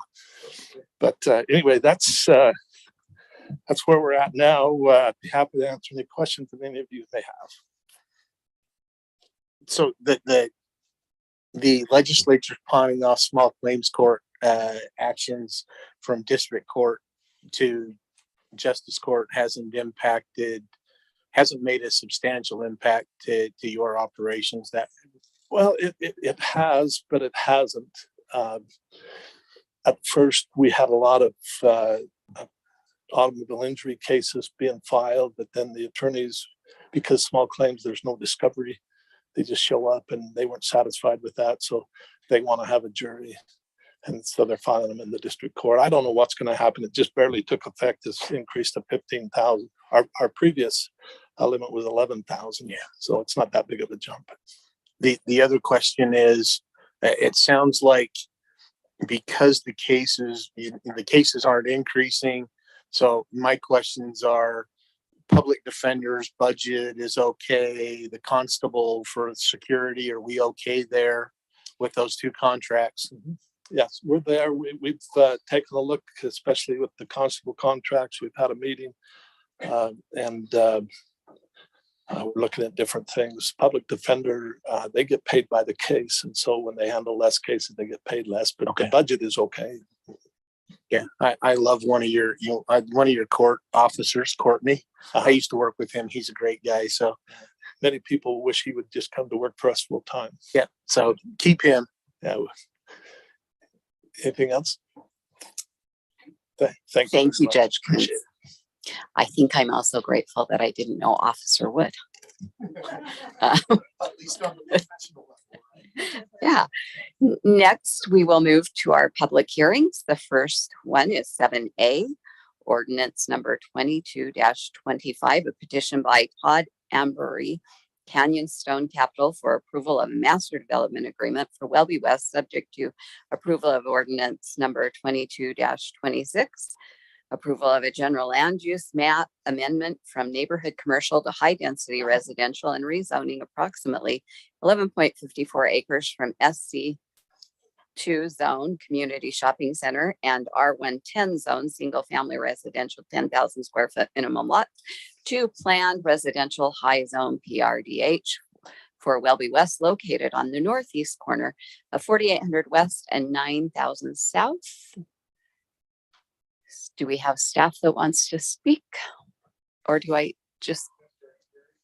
Okay. Mr. Ambery, are you up? I'm up. Okay. Set this here. Thank you very much for your time, Chair and Council. We'd also like to thank staff. Staff has been great. City Attorney's Office, everyone's been very helpful in working through this process. Even like to thank the neighbors. We've spent a lot of time with the neighbors, had multiple neighborhood meetings, and we've received a ton of feedback, which is great. I think that's part of the process. And I know a lot of developers kind of skip that, but we find that very helpful and try to do our best to address all of their comments. We'll talk about a few of those tonight. We're before you tonight, as you mentioned, seeking approval of a master development plan, future land use plan, and zone change from that SC2 commercial and R110 residential to a PDRH. I think one thing to note, there's been some misconceptions. We want to make sure that we get all the facts out there tonight. The master development agreement that accompanies that zone change does restrict the density to no more than 76 units. And so although the PDRH zone goes from a 5.6 units per acre up to 10, we've agreed to restrict that down to 6.6 units or 76 lots. The project as it stands today, the SC2 zone allows for car wash, gas station, restaurants, various commercial uses, as well as on the R110 would be about 15 to 17 lots on that western portion of the site. What we're proposing, again, allows for a maximum of 76 lots, just under 4,000 square foot average lot size. The lot sizes range from about 3,500 square feet up to about 4,500 square feet.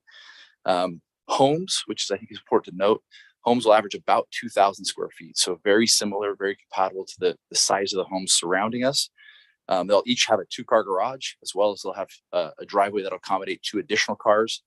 In addition to that, we've also, in the site plan, we've included 16 additional parking stalls near the open space dog park for any additional guest parking. It comes to about 2.15 guest stalls per unit, in addition to the 2 units in the garage, which is above current code.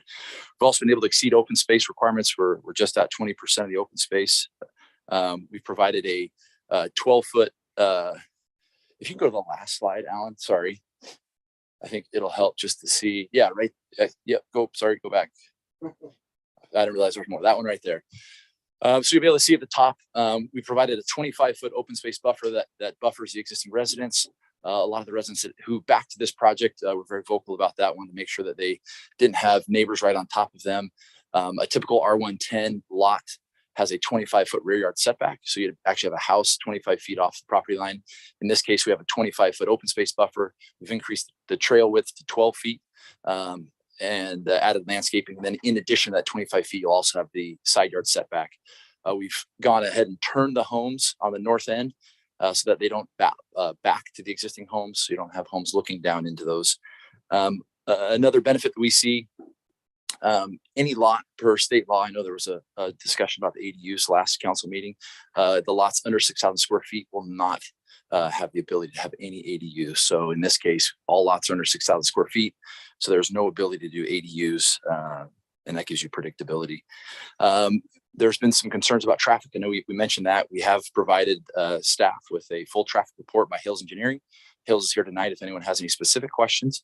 We also provided drone footage on 2 or 3 different occasions. We're happy to provide that again. We've even offered to do it a 3rd time if anyone would like to see that. As you'll see, there is a window, as with any elementary school. There's a window of 4 to 5 minutes during peak drop off in the morning and pick up in the afternoon where there is some congestion there. As a benefit to that, we've been able to speak with UDOT and got them to agree to change the timing on the light. That left-hand turn lane is where we had the most stacking. Approximately 17 cars was the maximum. And they've agreed to change that light to allow for a longer left-hand turn arrow to eliminate some of that traffic in those peak hours for those 4 or 5 minutes in the morning and the afternoon. In addition, we've heard concerns about drainage. I know the Hunts live in the corner. I didn't see him here tonight. Oh, there she is. We talked specifically. Jennifer has an issue in her backyard. There's a low spot in that northeast corner. So we've worked with the engineers to raise that corner about 3 or 4 feet that will allow that drainage to get out of there. There'll be a retaining wall in that corner that will eliminate the drainage as we promised. Issue that she's got when it rains. That also solves the sewer issue. All the sewer will be going out to 90th South. So that allows raising that corner allows that to go as well. Water capacity was another thing that was brought up. The current MDA that is now officially signed and delivered does have a caveat in there that the homes in this community will not connect to the water system until the city's master water plan has been approved. So we've been able to go through and find solutions to those issues. We talked about open space. We talked about drainage. Talked about home size. The PDR zone code is very specific in terms of the intent of that code. A lot of it talks about compatibility, talks about varying home types. We believe that this proposal meets those and will actually be a benefit to this community. We provided a 20% open space, talks about social spaces and gathering spaces. We've got a dog park. We've got detention ponds.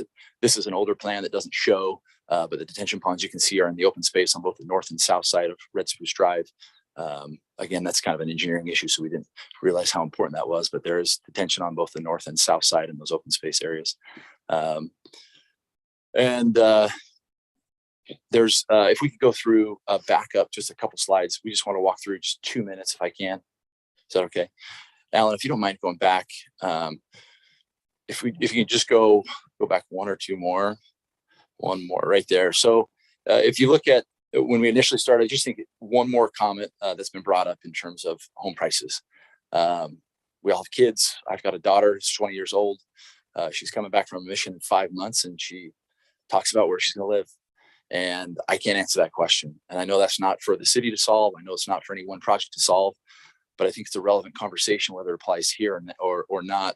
Our first version, as we brought forward, was very dense, was very small homes, no driveways, no rear yards, more of a common area, 108 units. But what that did was provide a house price point that was in the high fours.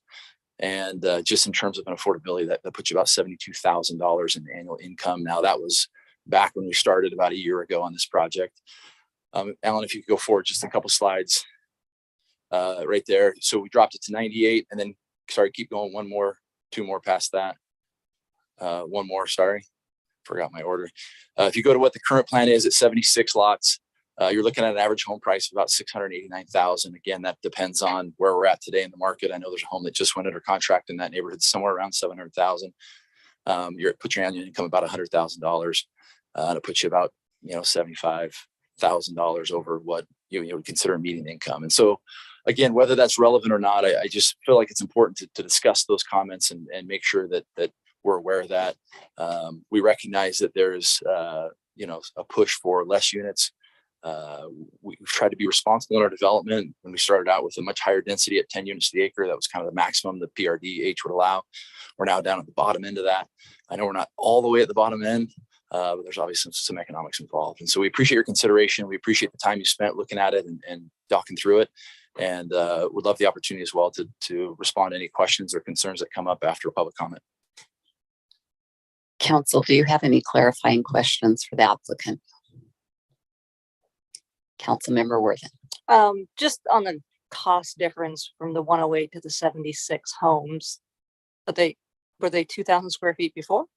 Or are these large? Yeah, same size home. Same size home. So yeah, same size why home. are we increasing? So what happens is so your land value, land sellers don't give you a break. They just give you a price. And so your land price gets amortized over less lots and your improvement costs. So if you look at the land plans, Red Spruce Drive, as it connects through there, the entrances, all the utilities, all the grading, all the drainage, everything that goes in there, there's very little difference in the improvement costs as well as the land costs. So those numbers on a bulk basis get amortized over less lots, and it makes your individual lot that much more expensive. So yes, you're right. The house price or the cost of the home is very similar because it's the same house. There's some examples of the homes that are in here, very similar to what's existing there. The only difference would be obviously 2-car garage versus 3-car garage. This is an alley load example, could go alley or front load. But again, no 3-car garages, 2-car garages, and obviously smaller lots. But that's a very great observation. Okay, thank you. Thank you. Okay, if you have questions for staff, let me know. Councilmember Green. I have a couple of questions for staff. And maybe I should have asked Mr. Amberry first, but do we know how the open space was calculated?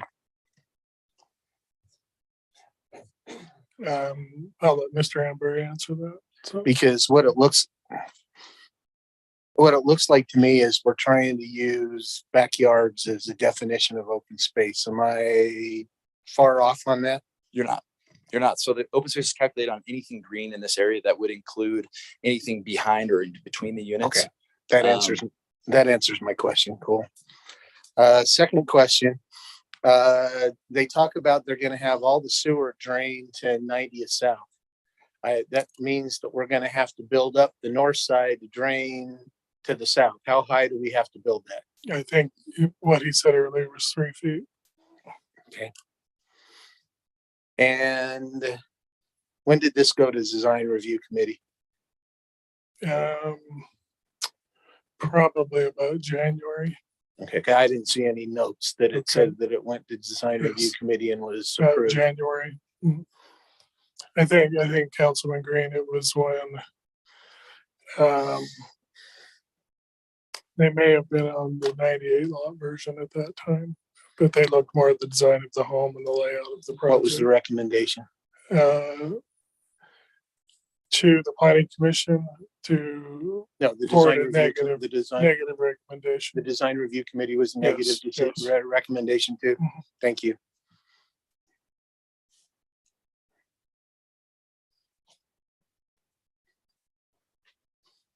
I'm done. Are there any further questions for staff?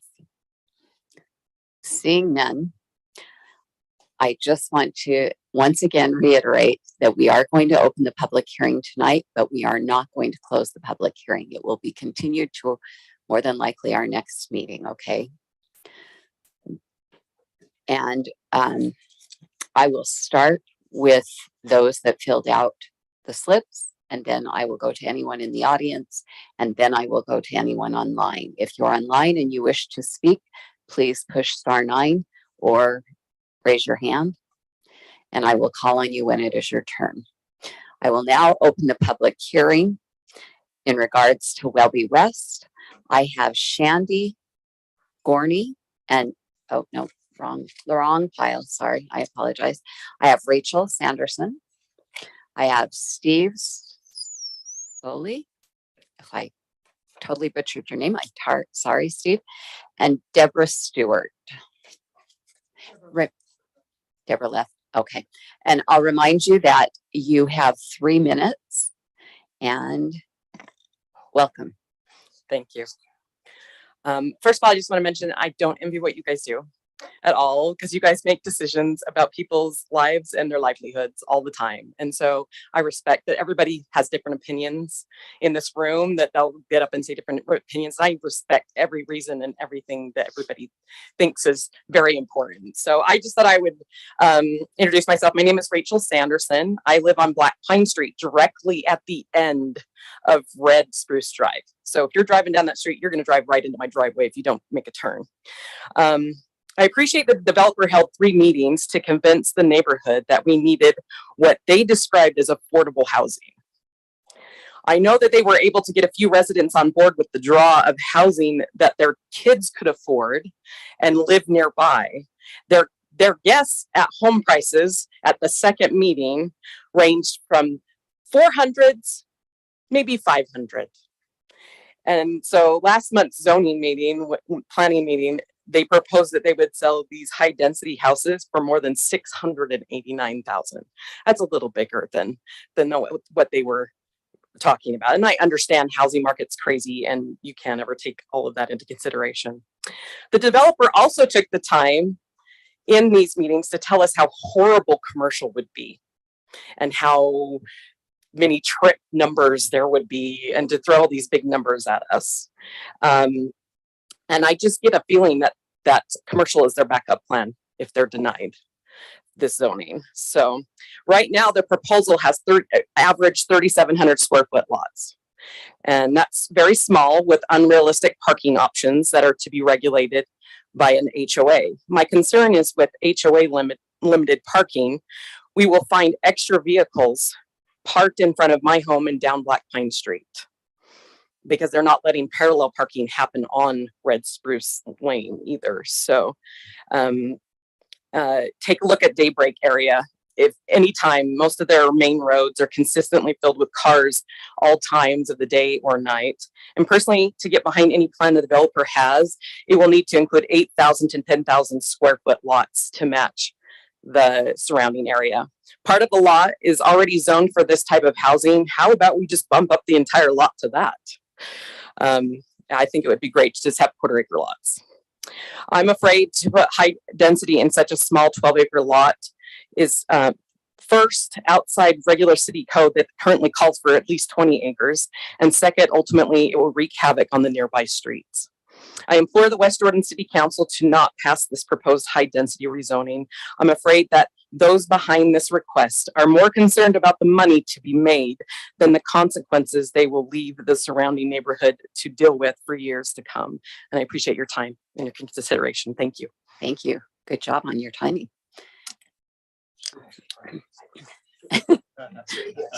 Steve, are you here? Steve Soley? No, Steve? Okay, I'm sorry. Deborah Stewart? And she left you. So, okay. All right. Then I will look to anyone else in the audience that would like to come forward.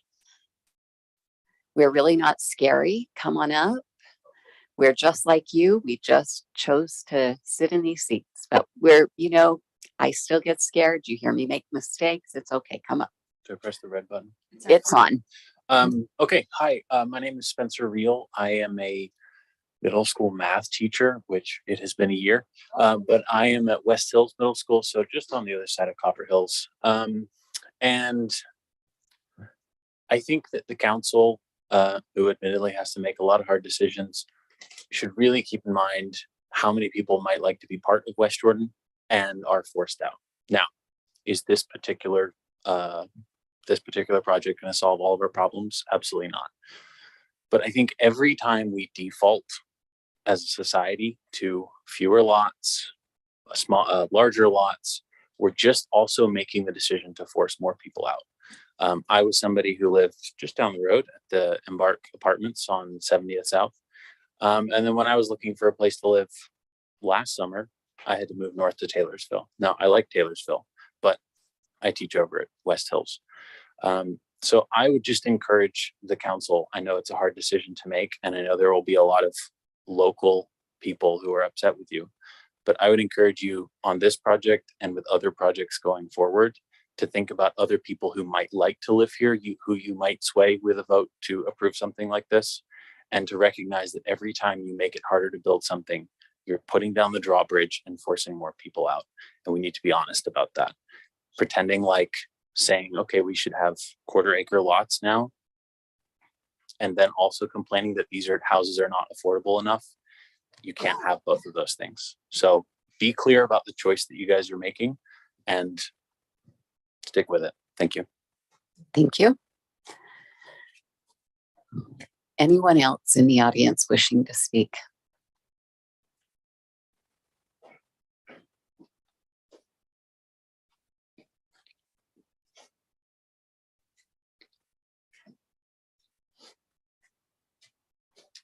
My name is Troy Mangan. Can you hear me okay with the mask? Mm-hmm. Thanks. So, excuse me. I'm a direct neighbor. I'm one of the neighbors that lives in the circles just as you come into the neighborhood just north of this property. And I want to address the fact that, or the idea that people want to put commercial in there.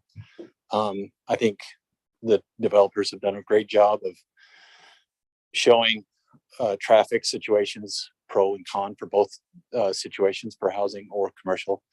But if you zoom out a little bit more just from this neighbor or from this lot, I think you would see that there's more potential for commercial in the east and the west of this project. That if those ever do turn into commercial, this commercial area would die. I'm a realtor, have been since we've been in real estate since about 2008. And if this goes in now, and those other areas about 9,000 South and 400 West or 4,000 West, as well as 5,600 West and 9,000 South, if those ever develop commercial, this area would die. It would become a slum, and you wouldn't get the higher end businesses to go in there just because the fact that UDOT won't let you turn in or get out of 90th of that property. 4,800 West is the only option. So that would be a killer. I would much rather have people being neighbors there that I can communicate with. And if I do have a problem, I can talk to them about it. Whereas with businesses, they don't care. So that's my little spiel. I'm gonna let you look at that. I have more at the next meeting that we'll talk to you about, but that's what I wanted to share. Thanks. Thank you.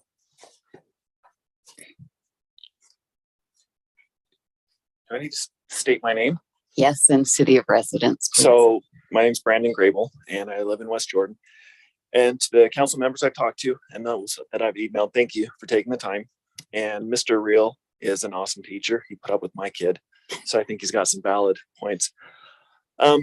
So along 4800 West, there are 8 points of entry from the neighborhood. I live a half mile east down Pine Crossing. That's my main in and out. I don't have the option for another in and out. So the traffic input or the traffic congestion is going to happen either way. Please consider. I do work heavily in commercial with my current job. Commercial drives with profits, or that's the driver. With profits, there's demand, and with demand, that leads to volume.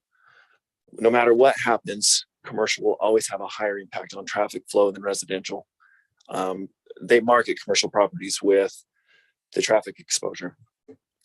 I had a whole bunch of points on here, but the developer answered most of them, meaning the concerns about the water and all those other concerns. And I think the plans that put together were nice. But just a little bit of my thoughts. So the vacant lot is 11.54 acres, meaning the zoning for PDRM would allow 35 to 63 homes. And that's not including the common areas. That's a 0.33 or a 0.18 acre lot. For the PRDH, it's 64 to 115 homes. And I get that's not on the table. That's 0.18 to 0.10 acre lots. The current zoning of 76 homes is roughly 0.09 acre lots. And that's extremely common in the current standard for homes that are trading. Something that I think about when I hear high density, I think of either the Gladstone apartments on 78 South and Mountain View, or the large apartments in the downtown area. I don't think of Daybreak or the Brittany and Tuscany townhomes 2 miles north on 4800 West as high density. Those areas have houses close together. They have small yards, but when I lived in the Brittany's, I found it comfortable for my needs at that time. And I would imagine this development is going to be something similar to those kind of layouts. Also, the term affordable to me doesn't necessarily mean subsidized housing. It means a price point that's less than another. So if you go to the MLS from January 2022 till currently, there were 24 homes in West Jordan with an average acreage of 0.20 to 0.32 acre lots at a sales price of $772,000. There were 39 homes in that same range with an average acreage of 0.10 to 0.19 lots and a price point of $650,000 and 3,500 square feet. I would say $650,000 is more affordable than $772,000. And if the homes are truly 1,800 to 2,400 square feet, the price point should be less and hopefully so-called more affordable. Please consider the use of the residents and residential over commercial. Thank you. Is there anyone else wishing? Okay. My name is Kathy Eldridge, and I'm here in West Jordan. I didn't come with a prepared speech, just to listen. 2 points I'd like to bring up. I think the builder downplayed the traffic, that it will happen. That drop off, he said that it would only be traffic for about 4 minutes. I have 6 children. I've been dropping off at that grade school for 15 years. And the traffic is backed up already without this development for much longer than 4 to 5 minutes. I also wonder, the gentleman who spoke just before me, who declared emphatically that the commercial will always have more, more traffic than residential. And I just thought of the development that is commercial, that is just north of where we're speaking, 48th and New Bingham. There is a commercial area there. I bike by there at least once a week. And I feel, just from my limited experience living in the area for this long time, that there is hardly any traffic there compared to what comes out of the other points that come out of our neighborhood, Dorley Drive and Pine Crossing. Thank you. Thank you. Anyone else? Okay. Does the council have anything they'd like to discuss, or I would look for a motion to continue this? I'm going to move to continue Ordinance 22-25 and 22-66 to June 8th. That is 26. You said 66. Oh, I meant 26. So I moved to continue the two ordinances to June 8th. Oh. And is that continue the public hearing? Continue the public hearing to June 8th. Councilmember McConaughey? You're my second? Thank you. We have a motion on the table by Councilmember Green and a second by Councilmember McConaughey to continue the public hearing for ordinance 2225 and 2226 until June 8th. Roll call vote, please. Councilmember Worthen, Yes. Chair Whitelock, Yes. Vice Chair Green, Yes. Councilmember McConaughey, Councilmember Pack, Yes. Councilmember Bloom. Yes. Thank you. That motion passes 6-0. Thank you.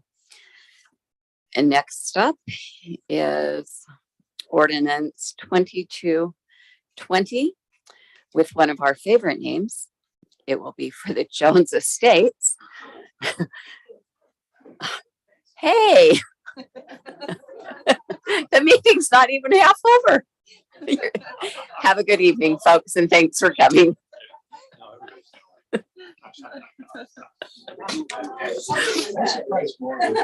Miss Calvin. You too? Okay, anyway. So is there an applicant here to speak? Or is it you, Larry? Okay.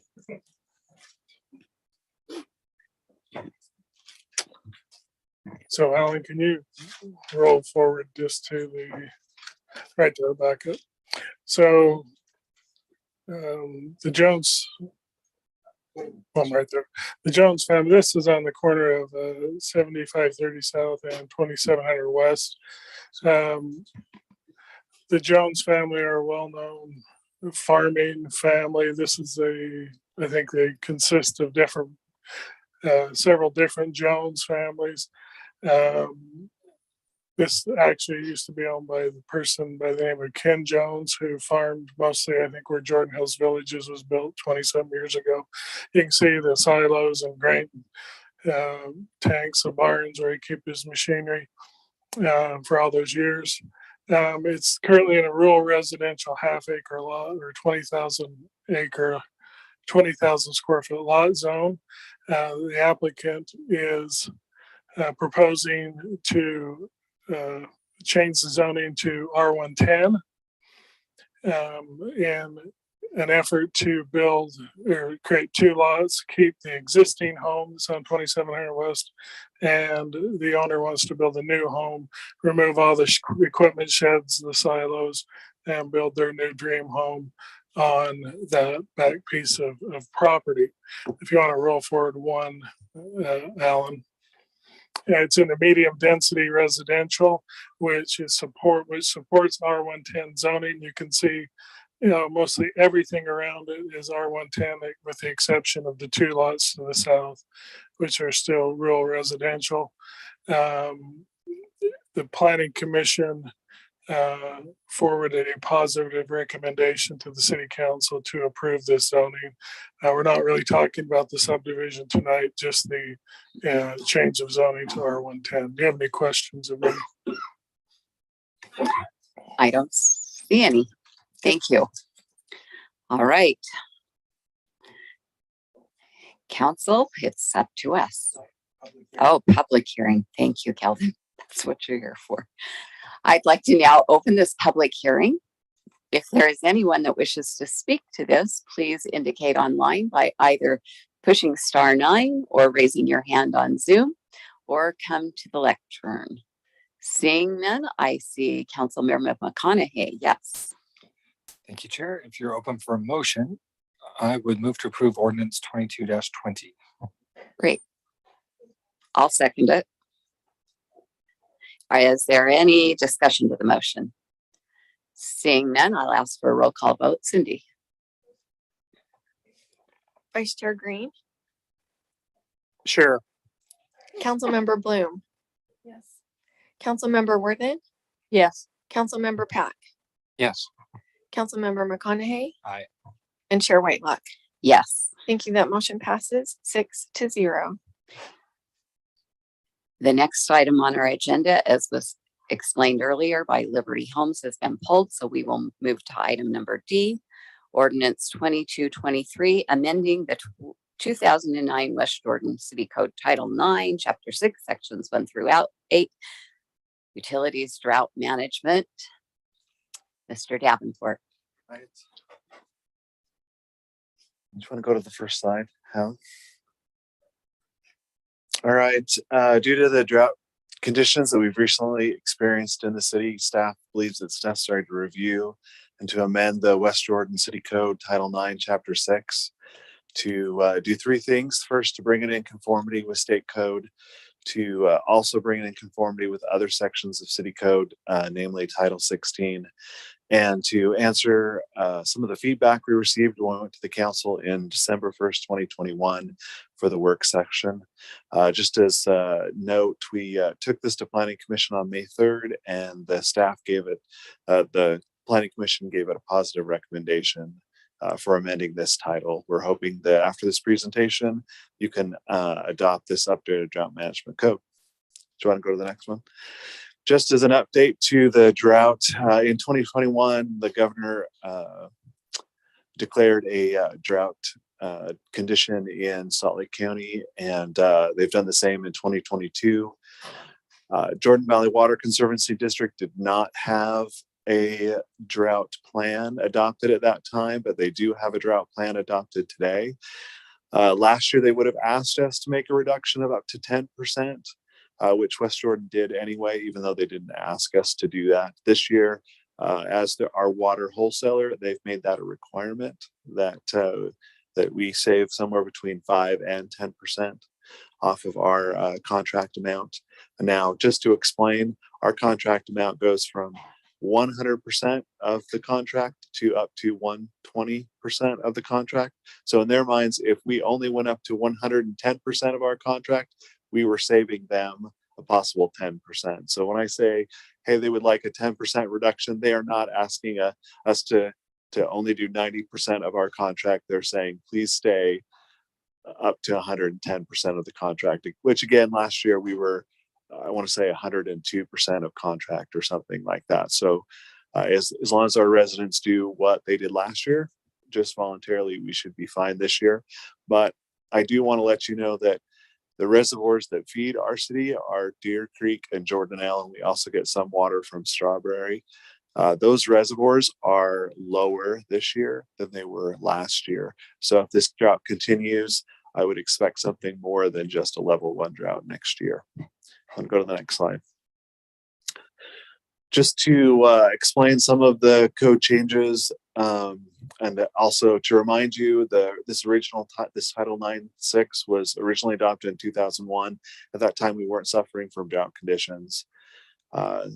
We brought this as a work session concern in December 2021, partly at the prompting of Jordan Valley Water, but also our own prompting, because that was the first real year the governor had talked about this issue. The changes, state code has changed that allows the mayor to declare some drought restrictions, and those are covered in your packet. They don't talk about scarcity and that kind of stuff. So we're hoping to do that with this ordinance. Also, I think the biggest changes that were made in this code is when we went to the work session, we were really concerned about how this was enforced. The 2001 ordinance had specific fines that started on day 1, and you were concerned about those. So we've changed that. You're going to find this code is in line with Title 16, which has administrative enforcement, which doesn't start with fines. There are other remedies that Brock Cutson can do with our code enforcement group that are a little bit better. The other thing you were concerned about is that in the existing title that we hope to change, the last step was to terminate the water service as a remedy if they didn't comply, and we've removed that. The council felt that might be too harsh of a penalty to take away someone's water service. Okay, want to go to the next one? Do you have any questions you want to ask me about the changes to this title? I see none. Okay, thank you. I will now open the public hearing. If you are here in chambers or online, please let me know that you'd like to participate. Come up to the lectern or raise your hand. Seeing none, I bring it back to the council. Councilmember McConaughey. Unless there are other comments, I have a motion, which I will hold off till after Councilmember Worth. Oh, no, I'm waiting. Oh, Just your okay. second. I miss having a little bit of an angle to these tables so you can actually see what's going on. I don't even know you're there, man.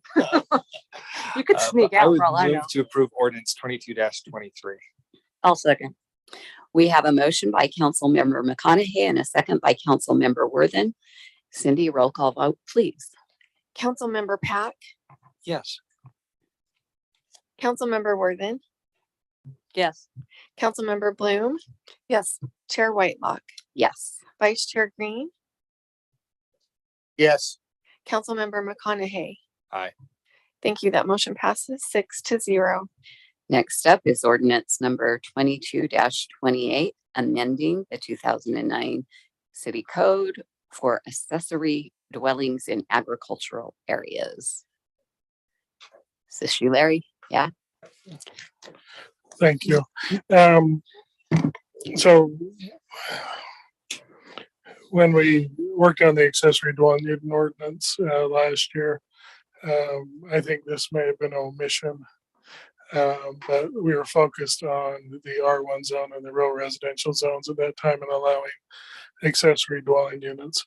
We've had a couple of requests for people that live in the A1 zone wanting to put an accessory dwelling unit in their home or even a detached one.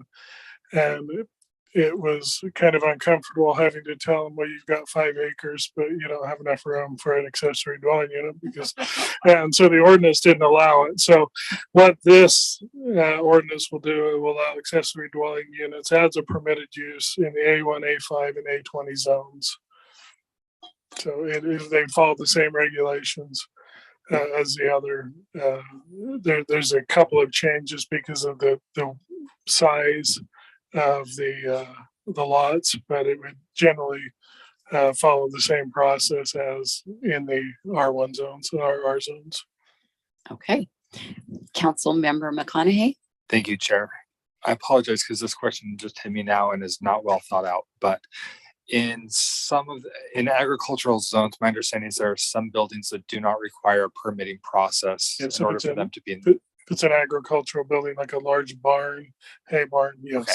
So they're because okay, so if it's just agricultural buildings, they could not build something that would be a dwelling unit without going through the proper permitting process. Yes, correct. There's no. Yeah, and we don't even like. There's been a couple, I should say, not several, large barns and riding stadiums. The building department doesn't even allow offices in those without a building permit. And so if it's a strictly agricultural use, then yes, it doesn't require permit under state law. But if they want to put an office in there, then it has to meet building code. Barn, no permit needed. Barn dominium, yes, definitely. Yes, there you go. Okay. Thank you, Larry.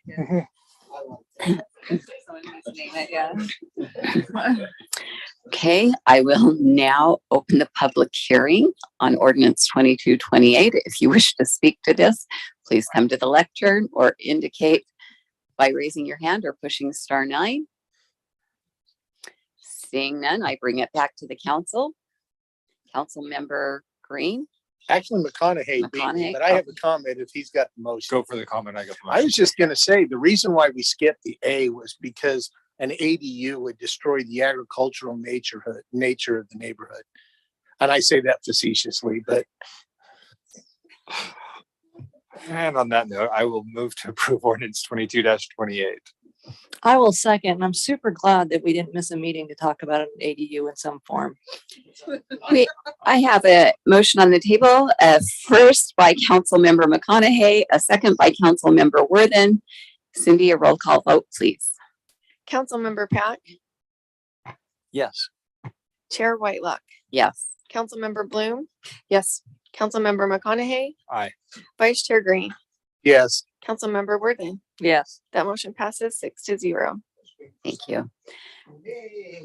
Next up is resolution number 22-020, adopting the tentative budgets for the city for the fiscal year of 2023.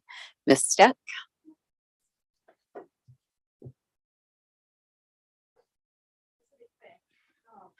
This will be quick, but we do need you to amend the resolution for me.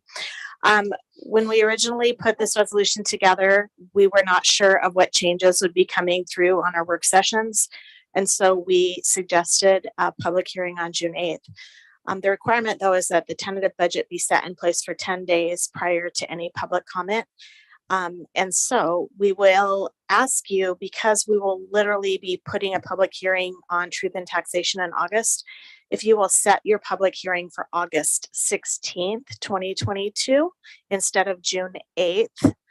That would be when you would hear from the public on the tax rate that will be noticed to them several times, and on the budget that you will finally adopt. If we were not going through truth and taxation, then we would be having a public hearing on June 22nd, because your next work session is June 1st. And if you want to make any changes, we'll amend the budget on the 22nd, and it will stand. So you don't want us to adopt this budget tonight? We want you to adopt the tentative budget. Okay. And set the public hearing for August 16th, 2022. And that is the date that the county gave us? They gave us 2 dates, and they said August 9th or the 16th, but they have not committed. And so we're committing. Is there a way we can choose the 9th over the 16th? We can choose the 9th. I'm fine with the 9th or the 16th. It's at your pleasure. But it's a Tuesday night. It's a Tuesday night. I cannot change that. So we're putting all cities on one night. Council, I would just like to have a straw poll of if the 9th is better or the 16th is better for our body. So if the 9th works better for you, raise your hand. Thank you. If the 16th works better for you, raise your hand. It looks like we have 3 that would be better on the 9th and 3 that will make either. August 9th works just fine. I can do either.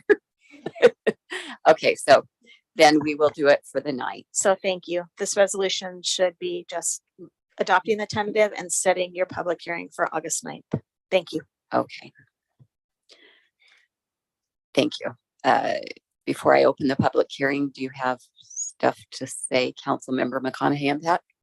Yes? Yes, I was just going to mention my reason for preferring the 9th is because that's the regular council meeting week that we've already got on the calendar. And it doesn't conflict with work's travel. So great. Councilmember Pat. Thank you. Yes, and I wanted to be respectful on that because I know it can go either night. I'm just also, it's been my experience, if you have 2 nights, it's usually better to put it on a first night in case something comes up, because then you can always do it the next night. But and is that at the same time? Would that be at 5:30? No, because they have to be held, I believe, at 6 or later. I believe the public hearings on this need to be at 6 o'clock or later. And then the other question I have is, are you wanting to do the public hearing on the 9th and a regular city council meeting on the 10th? True, we could have the entire city council meeting be inclusive of truth and taxation on one night. Councilmember McConaughey. Thank you, Chair. We've done it both ways.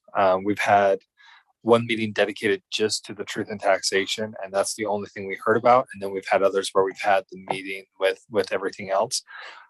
I guess what would really drive my feeling there would be what's easier for staff. Is it easier to have it as one night or to break it apart across 2 meetings or across 2 nights? The setup and just time away from family. Councilmember Green also has a comment. Let's go to him and then ask staff first. Staff, do you have the question I believe that we're asking is, we have to do it on a Tuesday. So we could either alter our council meeting so that it's all on one night, or we could hold it on 2 separate nights. I'm going to speak up about this because I don't think Corbin will. Tuesday night is not as good for him.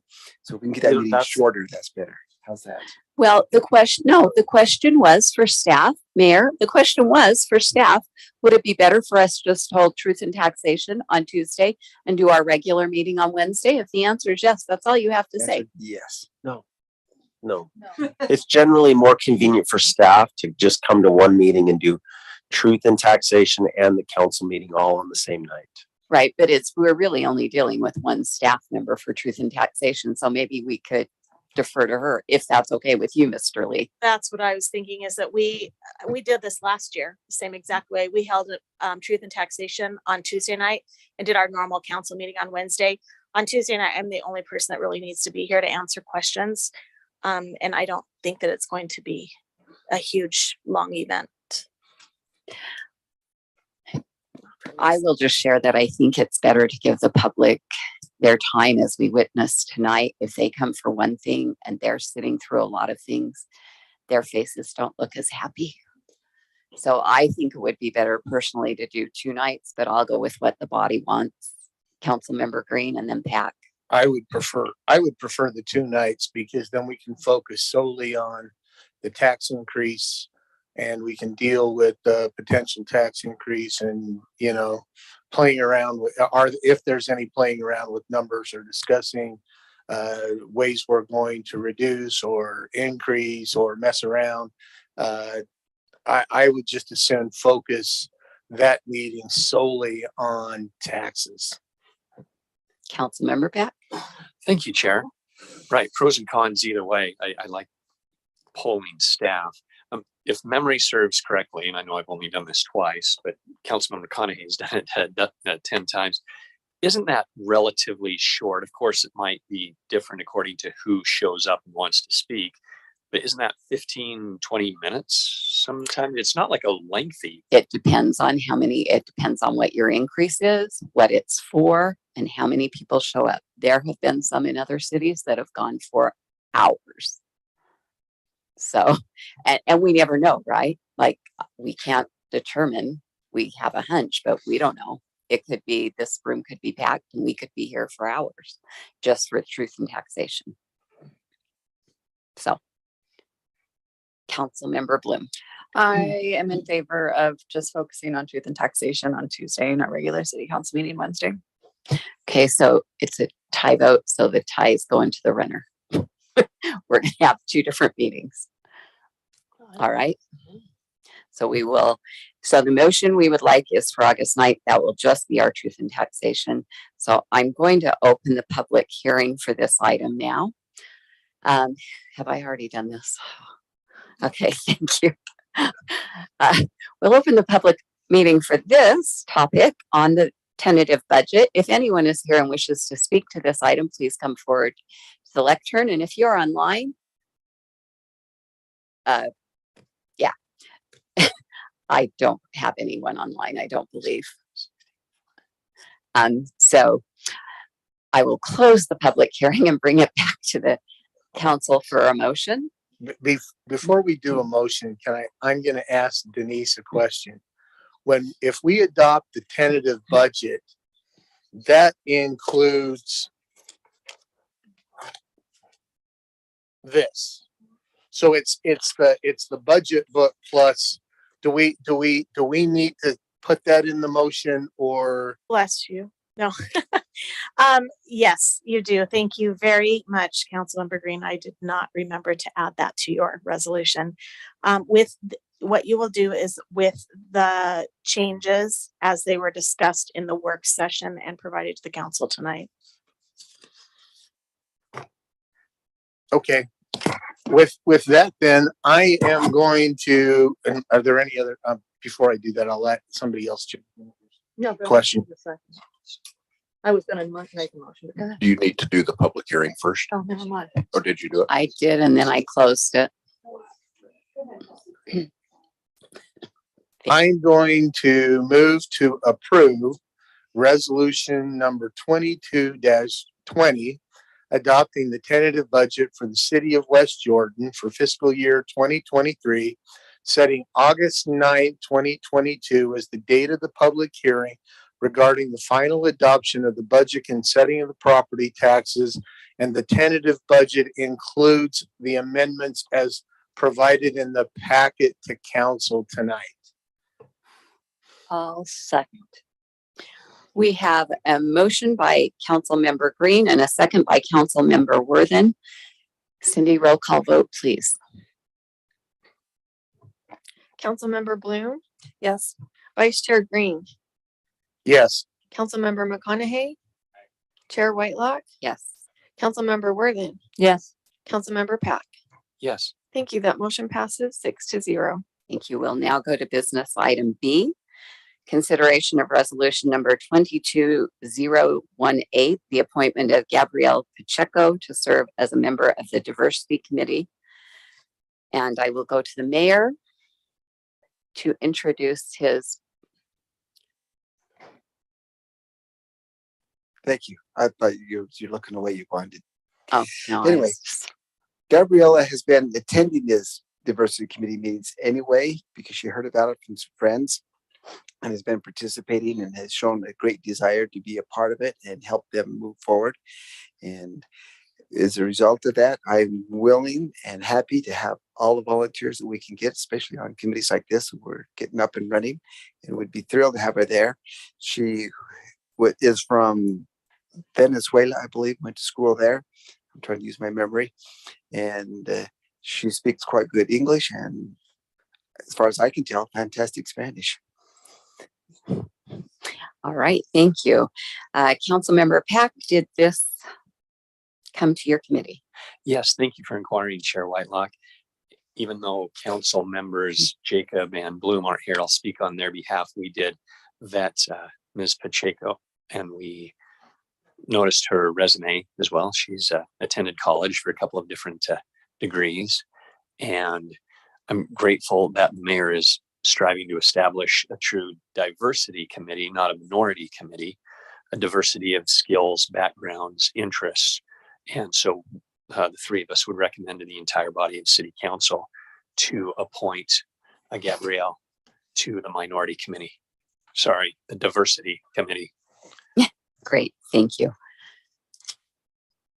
Do you have anything else, Councilmember Pack? No. Okay. No, thank you, Chair. Thank you. All right. Would anyone like to make a motion?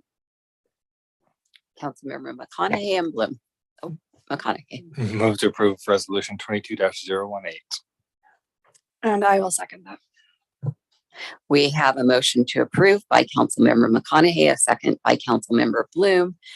Roll call vote, please. Councilmember Worthen, Yes. Councilmember McConaughey. Aye. Vice Chair Green, Yes. Councilmember Pack, Yes. Chair Whitelock, Yes. Councilmember Bloom. Yes. Thank you. That motion passes 6-0. Next up, we have a reconsideration of ordinance number 22-21, amending section 13-5B-8 accessory dwelling units. This will need to be, this motion will have to come by one that voted in the prevailing side. Is there someone here that has a motion and would like to speak to this? I'll jump in just so that everybody, the reason why we put this on here is that we had heard that, last meeting we voted down the ADU ordinance because it had some weird references and it didn't refer to state code. The motion was to approve the ordinance. It was voted down, but we had heard, the council leadership had heard that there's the potential that somebody wanted to make a motion to reconsider, so that we would reconsider it, set it for a date in the future, and we didn't have to bring that ordinance back through once it was amended. We didn't have to bring it back through the planning commission process and expedite that, so that we didn't have to rework the whole staff process by changing some of the wording of the ordinance. So that's why we put it on the agenda, was to allow the prevailing side that voted the ordinance down to do that, to actually bring it back so that we don't have to send it back to planning commission. Councilmember McConaughey. Thank you, Chair. I'm assuming this is based on the conversations we had slightly after where I said I would be more than happy to bring this back if we were to change the verbiage. So instead of regurgitating, it's not actually it's appropriate when referencing what the state legislature's done. But instead of citing state law, instead of repeating what state law already says, just have a reference to it. So with intention that would be what would come in the subsequent meeting, I would move to reconsider ordinance 22-21, which amends section 13-5B-8 regarding accessory dwelling units in the next council meeting possible. Councilmember Bloom. I will second that. We have a motion on the table to reconsider by Councilmember McConaughey, a second by Councilmember Bloom. Roll call vote, please. Do you have something, Mr. Anderson? The only thing I was going to add is I have received the updated document, so we can include that in the next meeting packet. Okay, vote please, Cindy. Councilmember Pack. No. Okay. Councilmember Bloom. Yes. Councilmember McConaughey. Aye. Chair Whitelock. Yes. Vice Chair Green. Yes. Councilmember Worthen. Yes. Thank you. That motion passes 5-1. Besides, if we don't bring it back, how can we put ADUs back on the agenda for Melissa? Next up are consent items. If any member desires to pull any of these, nobody has told me that they desired. Let me know now. Councilmember McConaughey. Thank you, Chair. Move to approve consent items A through D. I'll second that motion. We have a motion on the table to approve consent items by Councilmember McConaughey, a second by Councilmember Green. All in favor? We have to vote. Point. This has to be a roll call vote because This it's got does? resolutions. Okay, that's right. Sorry. Thank you, Kevin.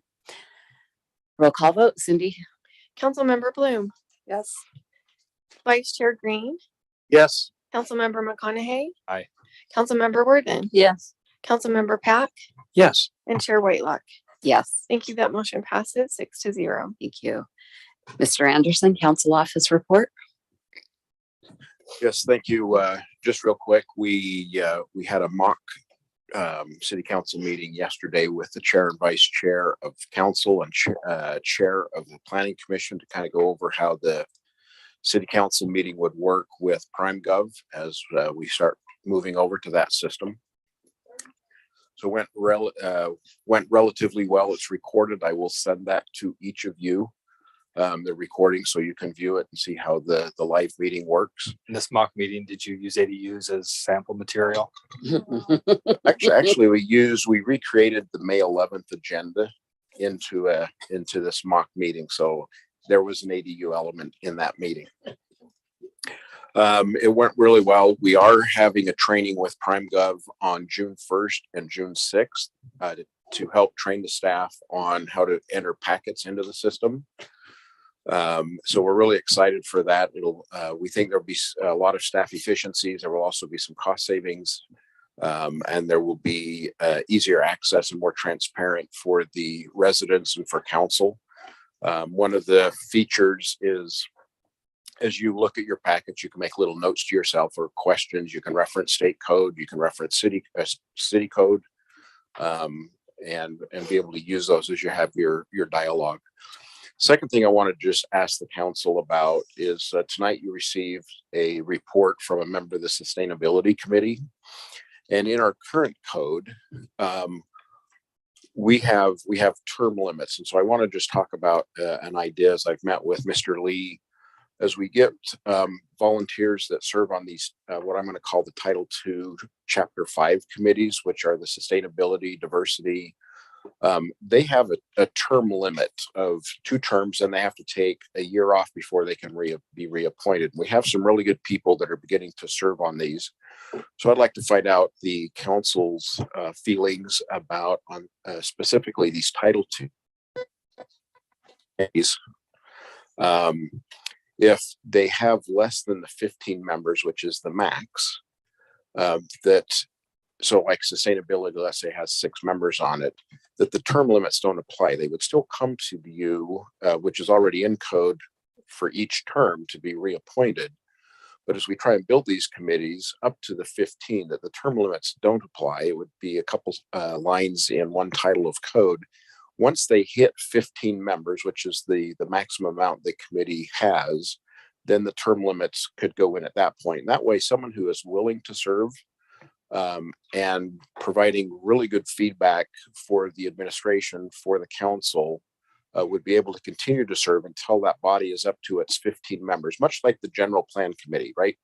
We have the full complement of the general plan committee. When someone stepped down, we brought someone in. When you have 6, 7, 8 people on sustainability or on Healthy West Jordan or Parks and Open Land, we get really good people, but then they term limit at 6 years and they're off for a year, and many of them don't come back. So I would like to be able, with the support of administration, to bring a change that allows just the Title II, Chapter 5 committees to eliminate term limits on those until they reach the 15-member max. And is there any concern in doing that? I see a bunch of nods. Oh, yes. I thought we had kind of already addressed that by saying if there needed to be an exception, it was possible, but it came through at the recommendation of the mayor. I'm happy sticking with that because we still have the way to get around that, and that applies to everything rather than spending time going back and updating, rewriting code. Yeah, the way the way the code reads right now, once they've served 6 years on those Title V committees, they have to be off for 1 year, and then the mayor could bring them back. But to me, as I'm reading it, it's 6 years, and then they have where to be we off. fixed that like 8 years ago. We had the same issue with the sustainability committee having a hard time finding people to serve. It was either that or the Stampede committee, one of the two. But I thought we'd already fixed that in code. So if it got undone as we did the updates, that's one thing. But I thought we had an exception process that was already there. Let me dig into that a little further. But if this term limit still exists with the 1 year off, are you okay revisiting that? Yeah, but I'd be curious how that got broken again. Okay, I will look into that and get back to you. Thank you, council. That's I was going to say, my guess is that when that ordinance got changed with the change of form of government, that's where it may have occurred. And I know we fixed the planning commission one, but I don't think we fixed the other committees. So. Anything else, Mr. Anderson? No, thank you. That is all I have for this evening. Okay. Next up, I will open it up to city council comments, reports. Councilmember Green, then Pack, then Worthen. Thanks, Chair. Just a couple of things. It was a good opportunity. Mayor mentioned it earlier today, but I came out and stood at starting line of the obstacle challenge run that JEF did.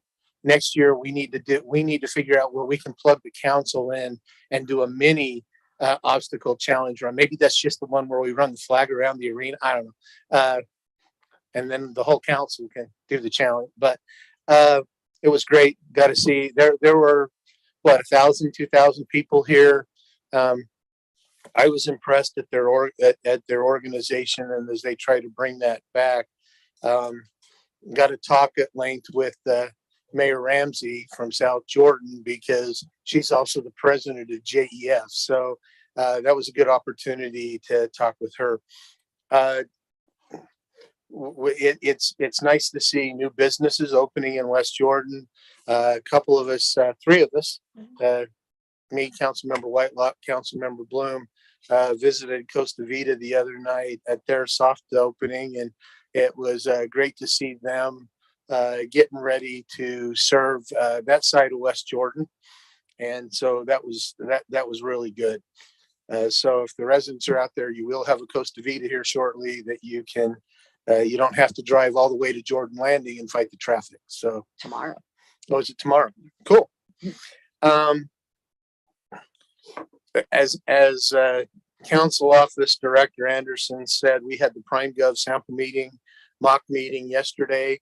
It went really well. There are some really cool features on Prime Gov that will allow us to increase our efficiencies and the meeting minutes and those kind of things. It's actually to the point that it will be to the point that when we get done with a meeting, Cindy can click a button and we'll have the summary. We'll really have the draft minutes that they'll be rough, but we'll have a whole document of what we did in council meeting that quick. And that will, I think that will be a very good benefit to the council. So, and we're looking on working together with the council office and maybe even learning some more things, and then we can share them with the rest of the council as we get closer to Prime Gov. I really am concerned. I still am concerned, and Mayor, I'm still concerned about the Drake curb issue. I think that's a fault between the city and the developer, and honestly, we've got to fix it. The developer didn't pay attention to the fact that the Drake farm is there and put the curb in, and honestly, city staff didn't pay attention to the fact that the Drake farm was there and just said, yeah, the plans are okay. And so we need to fix that. We need to fix those two. We need to have somehow to fix those two driveways. And I got to tell you, at some point in time, if that means, because I believe some of the fault lies with the city, because we approved the plans. If we got to come up with some money to put a couple of driveways in, let's do it. So that's my thought. My other thought is, and we're going to try to finalize it this week, but we believe the event staff is too busy. It is really swamped right now, but we believe that we still want to go. Alan, do we still want to go ahead with the June 14th flag ceremony dedication, and the council will just plan that? Yeah, we would like to do a dedication ceremony over at the new flagpoles at the rodeo grounds. And I think you have worked out with but we'd like to do that. The events are really tied up with the Western Stampede right now. So Mayor, I may be reaching out to you for some scout contacts that they can help with a flag retirement ceremony that same night. And Councilmember McConaughey, I'll get with you if you get the contact for the other people. Time, Kelvin.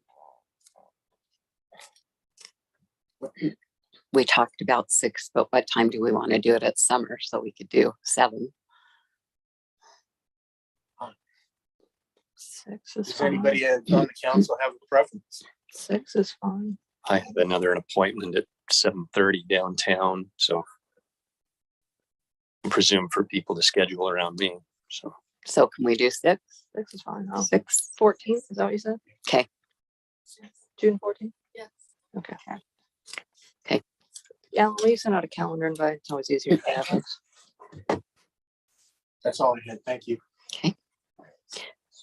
Councilmember Pack. Thank you, Chair.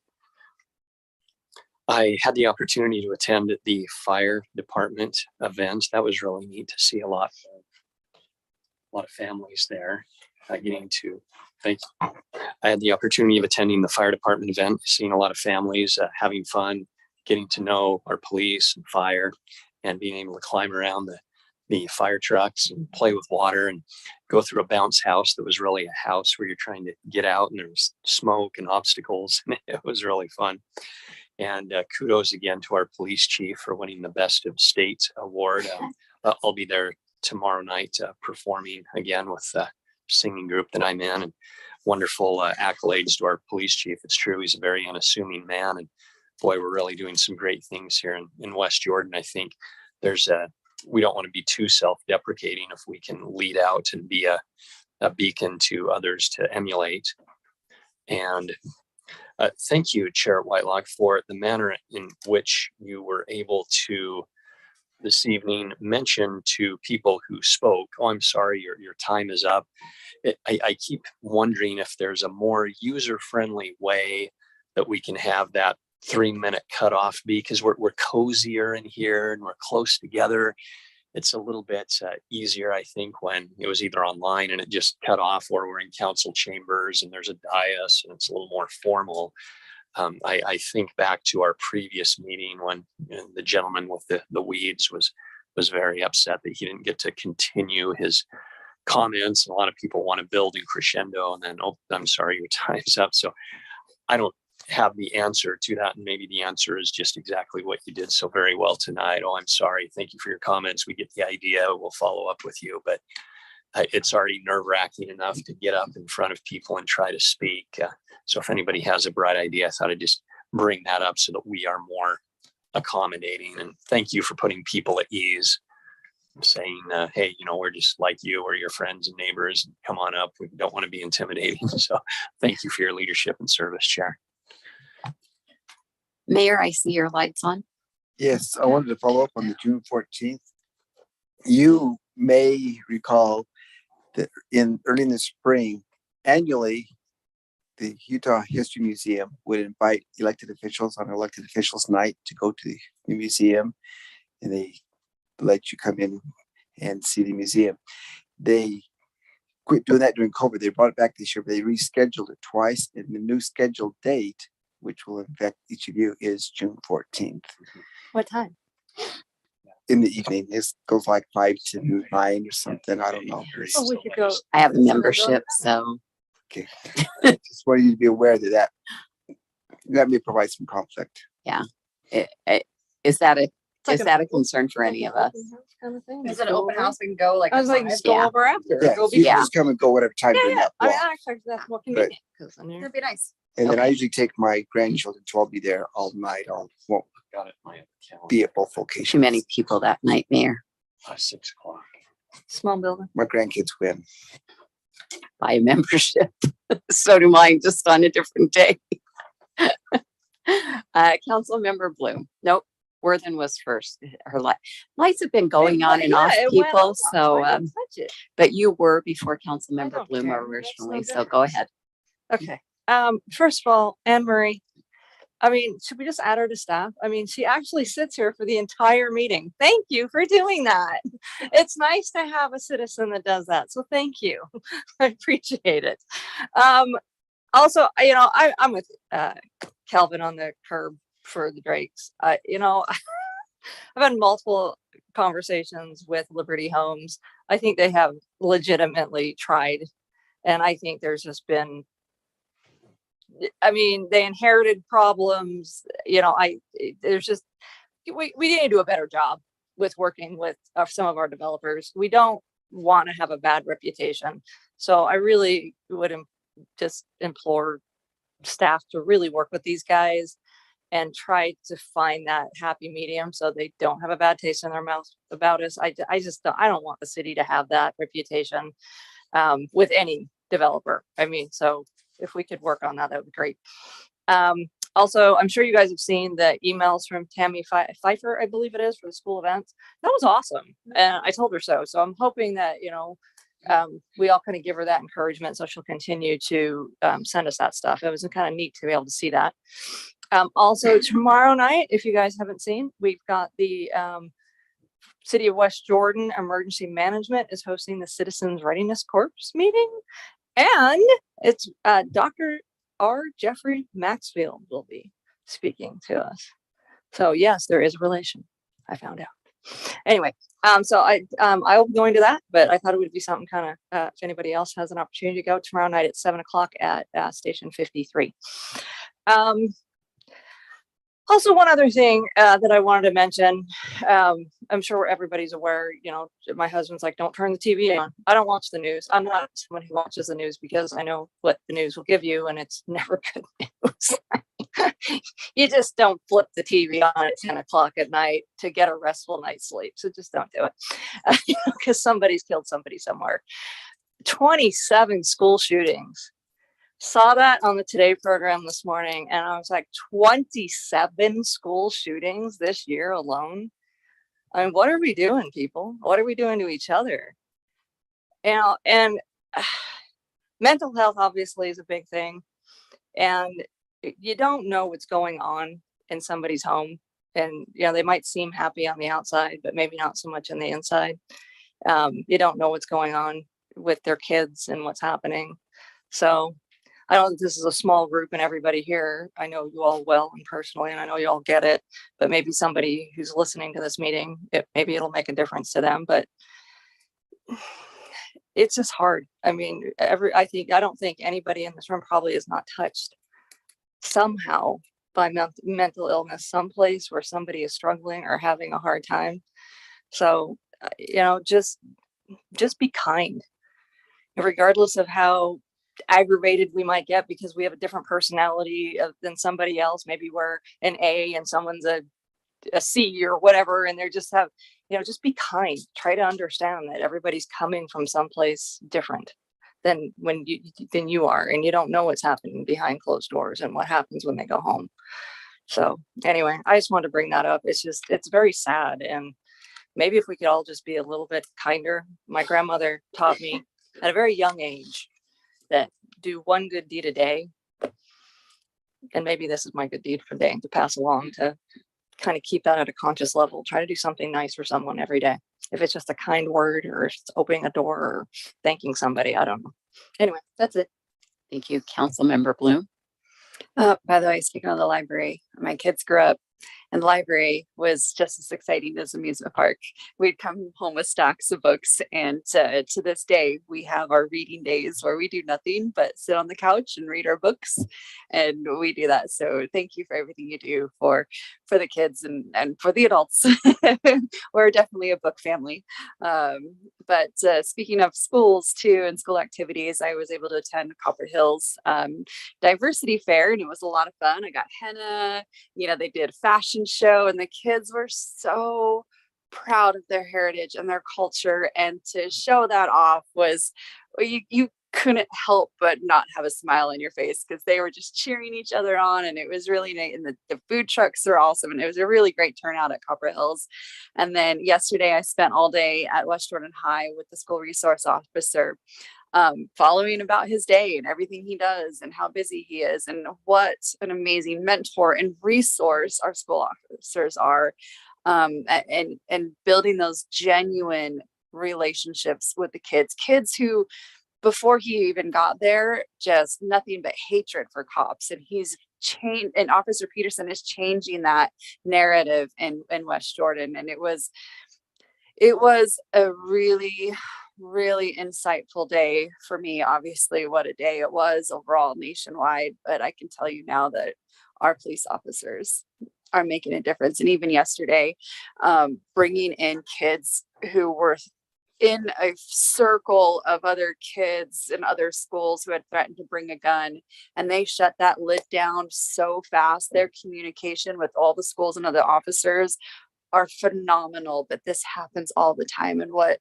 these cops do and what our officers take care of and the safety of our community is, I'm really grateful I got to see that yesterday with everything going on. And what an amazing resource that these kids have. And I got to speak in the class too, which was a lot of fun. But I look forward to more ride-alongs too. But yesterday was definitely something for the books I won't forget. Councilmember McCon. Oh, Mayor, do you have something you need to add? I was just going to add that curb cut's about $2,000 according to Brian. Okay. Here, so for your information. I think tomorrow's good. Okay, Councilmember McConaughey. Thank you, Chair. During his remarks, Judge Coons commented about the decrease in number of cases that had come up. And I had a chance earlier today to chat with some of the folks in the FOP. One of the things that really stuck out to me is the complexity and the time-consuming nature of the cases that they're up against now. We kind of patted ourselves on the back because we have full staffing in the police department, but that just means every position that's been authorized by the council has an officer in it at this point. Learning a little bit more. I've done a number of ride-alongs with patrol, but our detectives, the number of cases that they manage, the fact that when they have to go to court, they're out of pocket for a week while they're sitting in that trial. Mr. Wall has been exceptionally good about keeping us up to date about where we are with the prosecutors and making sure that we have what we need to ensure justice for the residents of West Jordan. But it kind of hit home as Judge Coons was talking about the decreased number of cases and seeing that, well, those are a decreased number of cases that hit his court, the complexity of the other cases that are really tying up manpower and that are really significant. Where I worry that we're out of, I'm not sure how to word this either. There are a lot of good things happening with police.